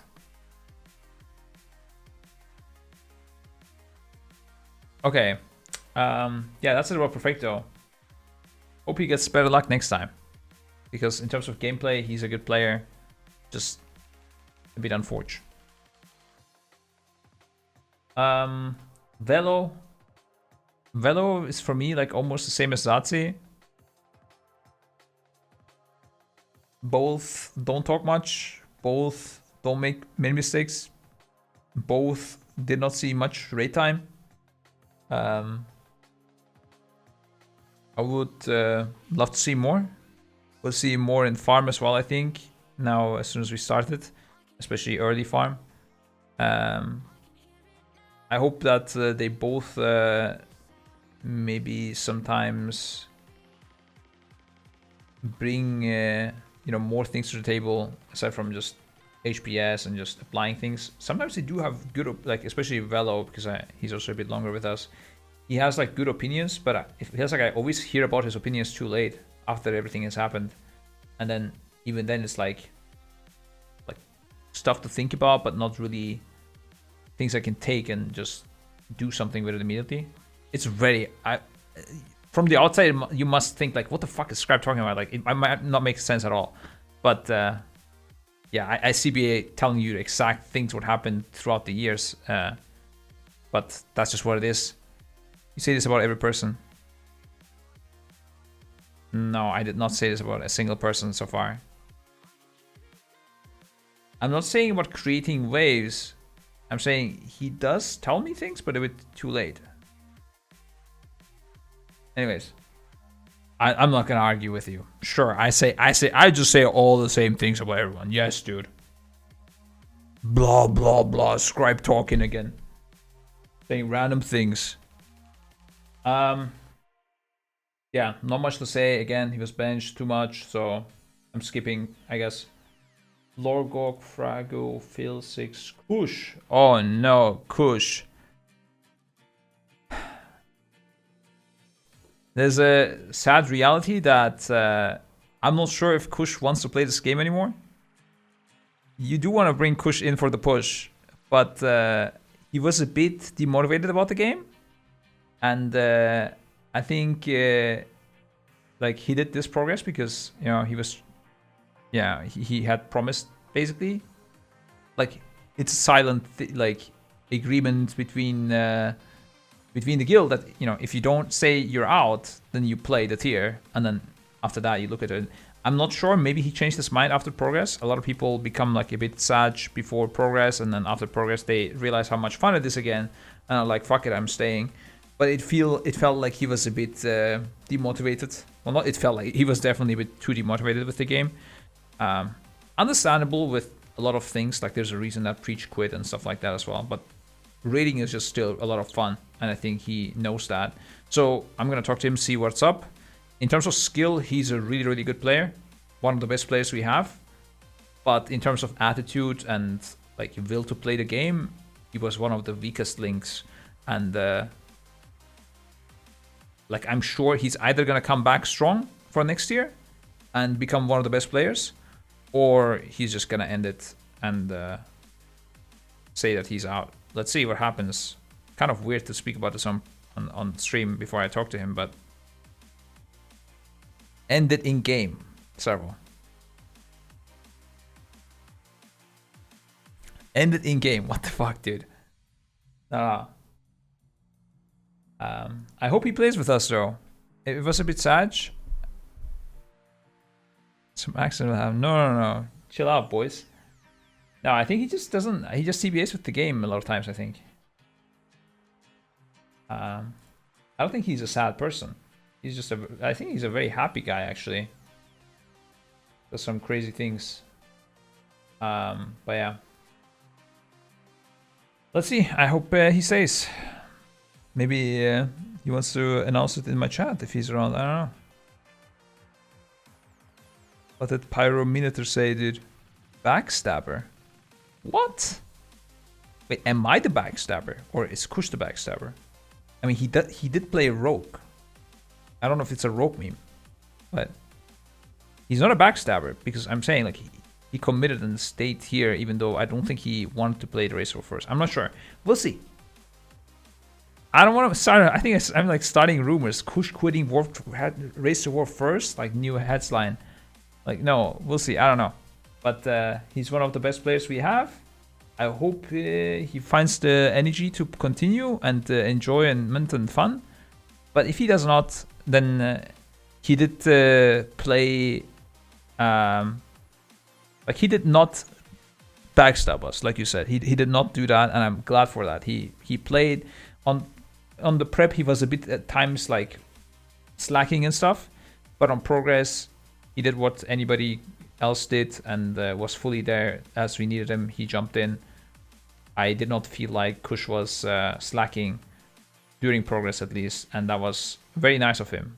I don't know if he will continue playing, but I respect him for that, because not everybody is like that. Some people are like, oh, I don't enjoy this, I don't care about the team, fuck it, I'm gone suddenly. and he did not do that.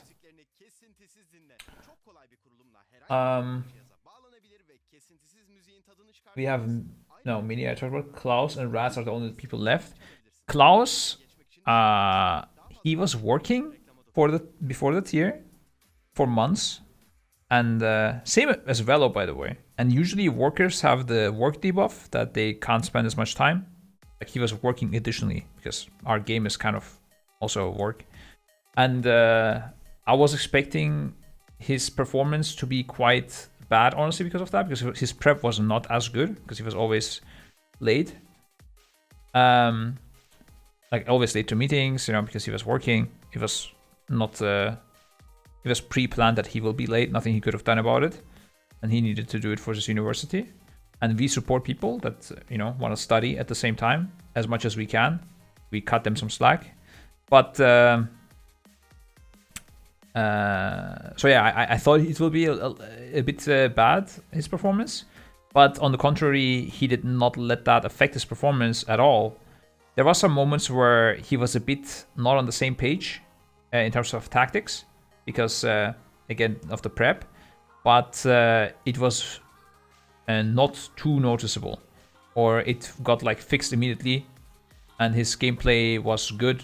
He did not like mechanically; it was just really good. Yeah, so I'm very happy that he did not hold the team back, because especially he got lucky with gear, and initially, honestly, because of his bad prep, like we were not sure if we're gonna use him or not, like only if needed, because he was the third rogue. I mean, rogues could have been a thing, especially on Guardian and stuff. I mean, we would have used him if we needed a rogue, but he was probably gonna be the third rogue, and we were thinking Perfecto and Klaus, and he got really good lucky with gear, and I was not sure, like, maybe it's not good to take him, even though because he didn't do the good prep, and I can say that because it's the reality, and he knows as well. But luckily, or well, not luckily for me, and with his skill, I guess, and efforts, he did play really, really good, and he did not make us feel bad for bringing him in, which I'm very, very thankful for and happy about, because that means we don't have to remove him from the team as long as he doesn't, because his work ended. It was an internship for his university, and as far as I know, at least. But yeah, he can continue playing with us, which is nice. Unless somebody else comes and replaces and plays better than him. That goes for anybody, by the way. I'm saying, like, I hope everybody stays here, but it is a competitive guild. Anyone who gets overperformed or outperformed will always get replaced. That's just how it is. Me replaced? Yeah, dude. One day. If it's my turn to get replaced, I'm gonna be very happy with this guild. Then I can finally chill as the CEO. Fuck it. Just go and play some New World.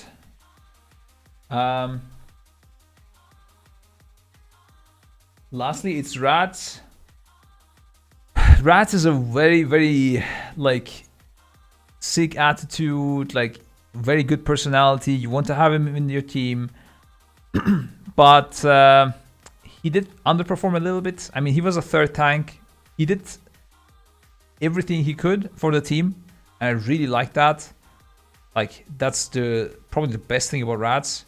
His mechanical skill, I think, is good as well, but I think sometimes, like many other M+ players actually, it felt like he was a bit lost in the raid sometimes. Like with the mechanics of the raid, I'm not sure if he sometimes like didn't grasp them fully or why, because the weird thing is he was there at the prep meetings, so I'm not sure. I will have to talk about it to him. But I mean, I couldn't see much, obviously. Maybe on Mythic he would have played really good, because kind of like Klaus, for example, he also fucked up a lot on Heroic. Well, not a lot, but he fucked up some noticeable things. But that was because his prep was bad, and then he fixed it for Mythic. But with Rads, I couldn't see the Mythic effect because there was no reason to replace our tanks for Rads. Our tanks were doing really good. And Rads didn't show me on Heroic Week that he's like a big blaster. But I don't know. We'll talk to him. We'll see what happens. No spice is not how you get Cloud. What? What is the chat talking about, dude? Limit Scripe confirmed. And now people are checking their IQ. So who got the MVP? Alright, so yeah, that's it about Rads. Like he could do everything he could do from the outside as a third tank, and I really appreciate that. Really nice team player, but was not good enough to replace Naowh or Meeres. I'm sorry. But at the same time, he does have a really hard job. Naowh and Meeres are just really fucking good. I didn't review Potter. Yeah. That was the last in-game player. Now we have Potter. And then I'm not going to talk about our analysts too much because they were like, nobody knows them. And I like them to be kept secret. They are men in the shadows. Potter Druid. No, I'm reading Potter because that's what it says. I think same as me actually. We both got a bit more accustomed to the... Oh, I didn't do myself as well. Oh, interesting. Okay. But yeah, I'm gonna get to myself in a second.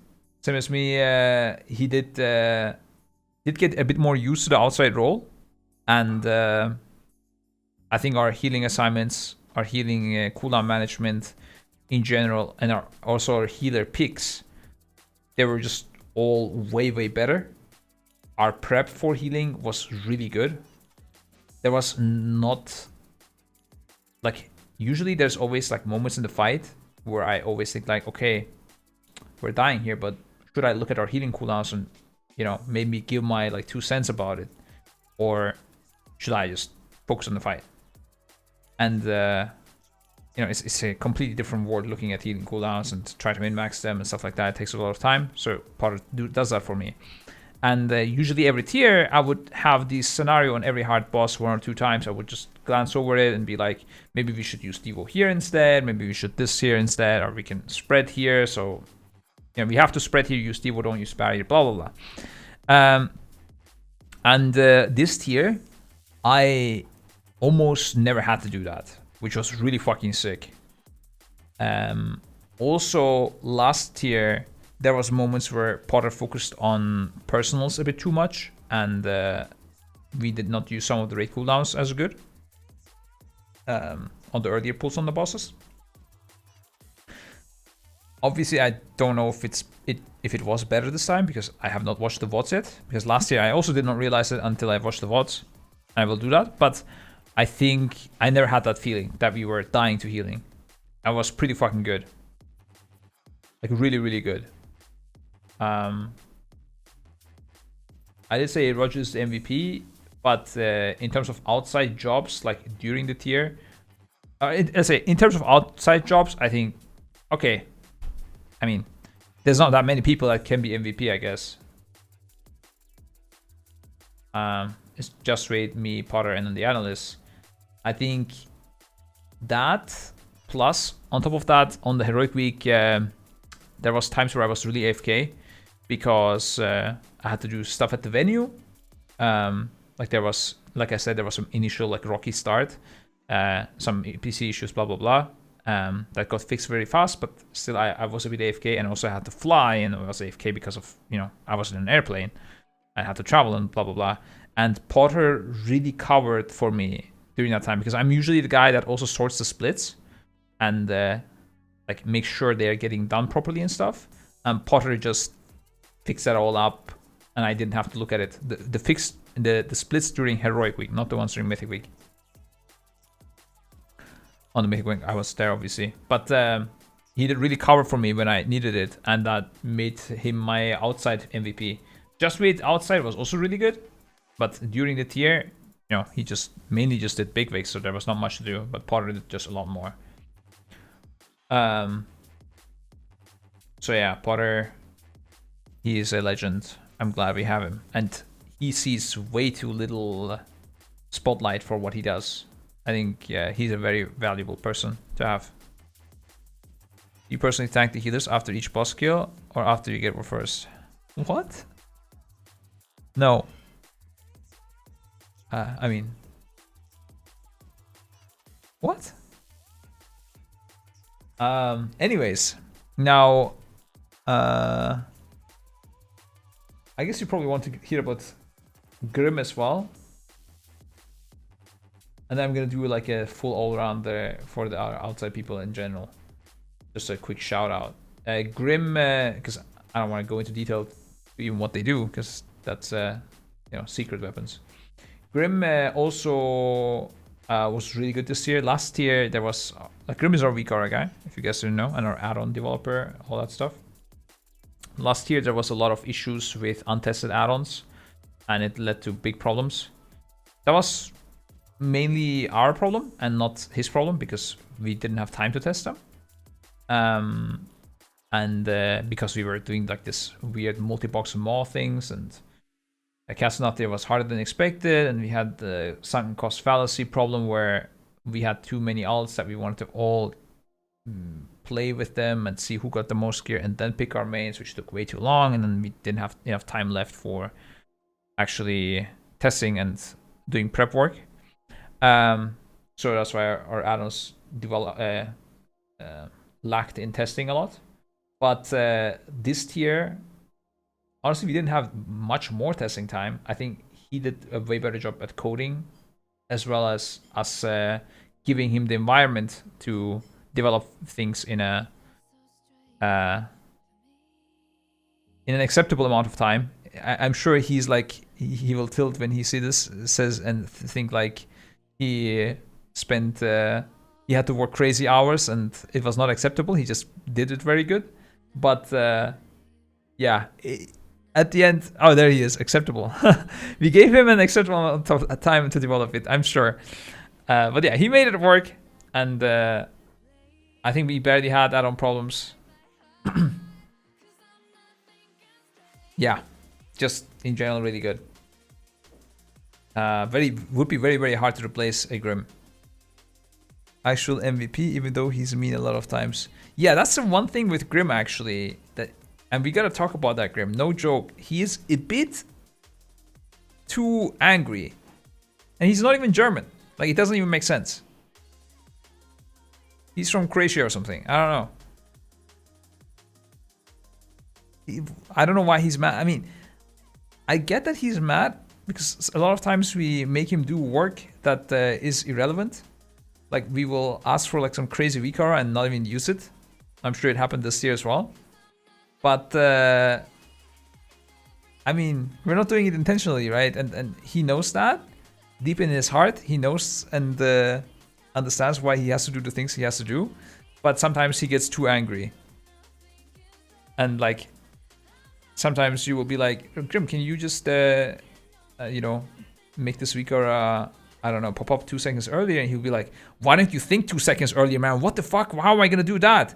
And then you're like, bro, like, we just needed 2 seconds earlier. It's because of this mechanic. And he's like, oh, okay, I'll do it. It's done. But his initial reaction is just going to be flaming us for no reason. It's a bit too much sometimes. Everybody knows him. Everybody likes him still. And it's not like too crazy, but I'm sure we can have a more positive attitude, Grim. Okay, you need to chill the fuck out, mate. We won. Okay, you need to calm down now. And also, he already sorted out the VCAR packages that everybody's waiting for, so he will soon publish them. Well, not he will do it. We'll do it from probably the Echo account or the Echo website or something, but you will know about it, and he's the one that set it all up for you guys. So be grateful to him, even if he's angry. He can be angry whenever he wants.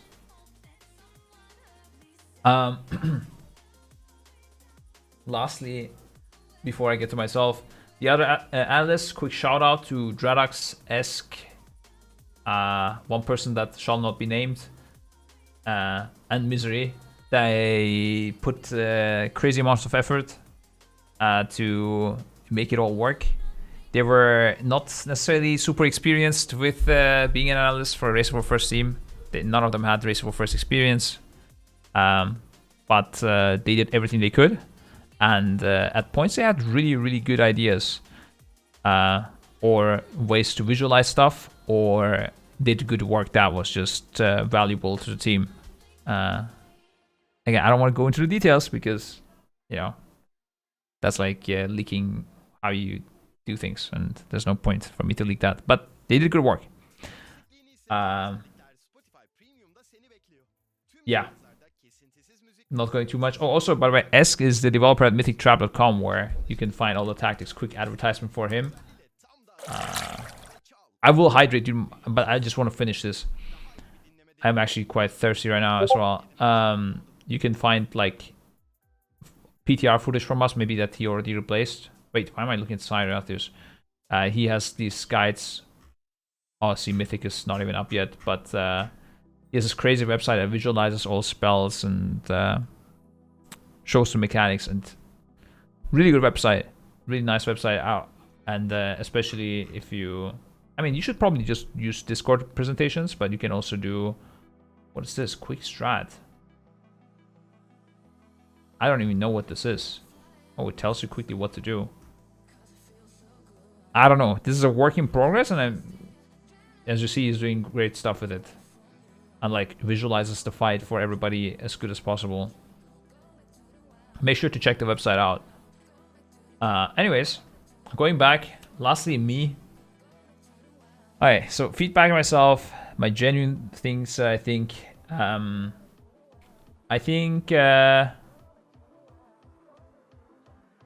do I start? Let me give you the feedback that people had for me first, okay? So, ooh, okay, I can't say all of this actually. No, I can't say these things. Because it involves other people. And yeah, whatever. They wanted me to have less distractions, so they don't want me to do something for the company or something like that, which makes sense. I should not be distracted with things.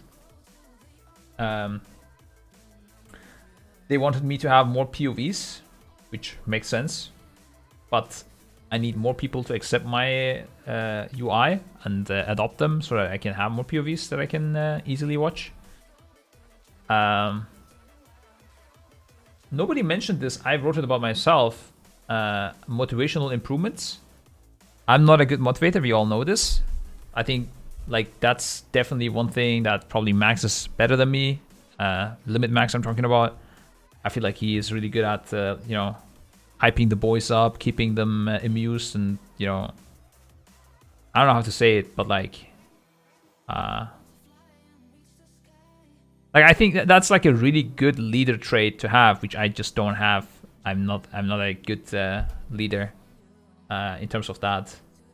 More like a good advisor, and sadly I have to do something that I'm not the best at. But I'm glad people are helping me, and I will try to get better at it as well. And I don't want to use this excuse that I'm not a good motivator forever.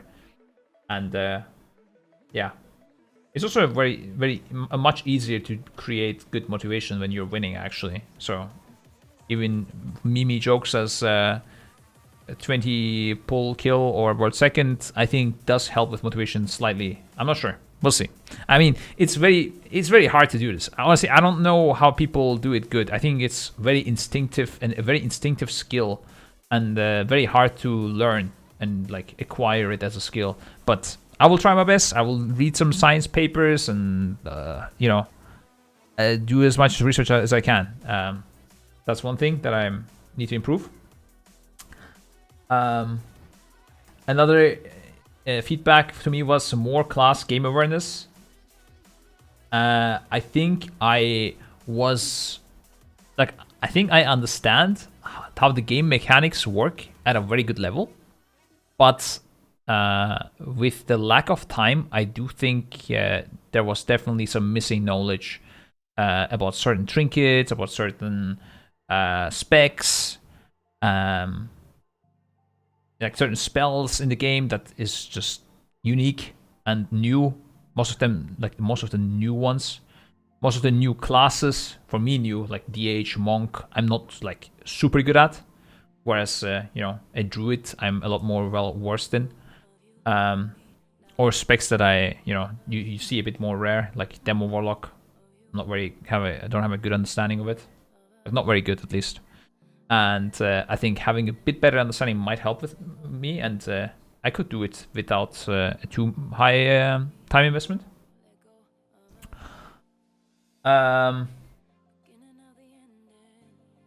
Do I one self-criticism to myself was I don't know if you guys saw the Painsmith's clip.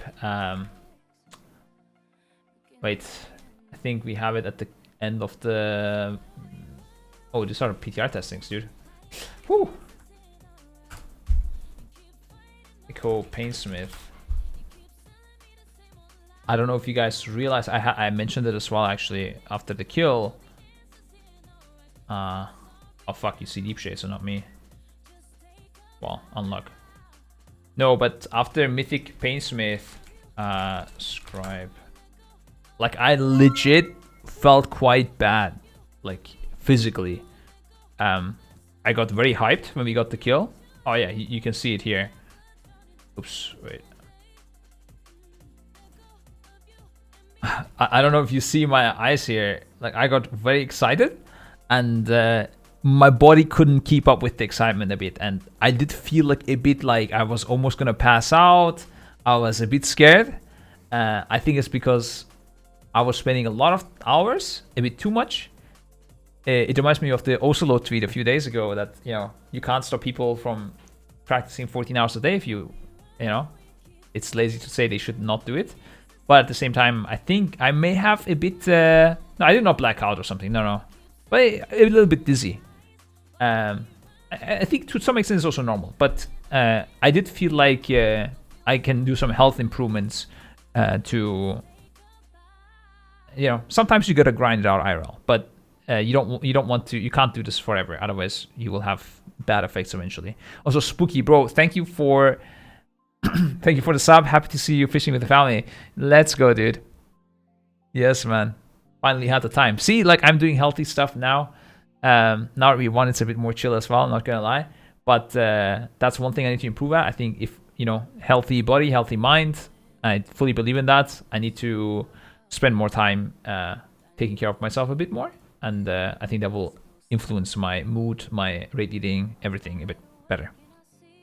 Spooky's still with us, chat. You know it, dude. I still talk to Spooky now, but a lot of my friends I cannot talk to, sadly. That includes Spooky. We used to chat so much when he was in the guild back in the days, but also when I was single, honestly. Nowadays, most of my free time goes to family or my wife, which is, and I don't have much free time, so unluck. Too important. Thank you, dude. Yeah, other there was a few specific improvements. Okay, one thing that other people wanted from me was more presence in phase 1s to keep the team aligned. We have the following issue of people, and again, like maybe like Limit, they would just laugh about this because they are having a lot of fun always and they're memeing around. That's what I hear always about them. I don't know. I never listen that much to their voice comms, which I should do to check some, like do some research and see how they are doing things. But it may sound very try hard and weak, but even when we phase, like in phase 1s, even when we meme around there, people tend to die. We just perform worse, and they wanted me to have more presence in phase 1s, but that's really hard because everybody's memeing, and you can't just be always the rate leader saying like shut up with the memes and, you know, try to silence people. So I don't know how I'm gonna do that. But also, I'm often away from phase 1s doing other things, like I'm trying to build a tactic, and I need to research some logs, look at some things. I choose the time at phase 1 to just do that, but sometimes that leads to wipes, and yeah, I don't know how I'm going to do it, but I'm going to try to do it a bit more. And I think they're right. We do play better if I'm there in phase 1s. Sometimes actually they shape up a bit more when I'm not there, but yeah. Then there was two things. One, and we did this as a team, but I was definitely a big part of it. I don't know if it was the excitement or what it was, but we got a bit too excited, I think, and started throwing whenever we got ahead. So on Soul Render, whenever we were about to kill the boss, I was just saying the wrong names to break the chains. And on Painsmith, this was less me and more others, but people were dying to spikes whenever we had all rests available and like everybody was alive. Suddenly people would die to the stupidest things. And when we had no rests available, people wouldn't only die to things that are actually dieable to, and it was actually just hard to perform. So we had the tendency of throwing, and I don't know why. God bless. Luckily, we I don't know how we overcame it, but we did. Actually, fun fact, maybe an interesting fact. After killing Painsmith, we overcame this problem, and maybe it had something to do mentally with us being worth second all the time. I'm not sure, but yeah, we fixed it, and that was a big problem though. And I played a huge part of it on Soul Render. I really fucked up like a lot of times, like 3 or 4 times. Sometimes there was also other problems leading to it, but I did definitely not play good. Then lastly, on KT, I did a huge mistake, and this is a big thing for other raid leaders as well. Don't do the same mistake. I tried to sort out the DPS inside and outside during the intermission, and it was just too hard for me. I could not tell the inside team to stop DPS and continue at the same time, as well as looking at the outside and tell people to stop on certain targets because they were overkilling some people, overkilling certain targets and killing them too early, making them respawn. And man, my throat. But we're coming to the end.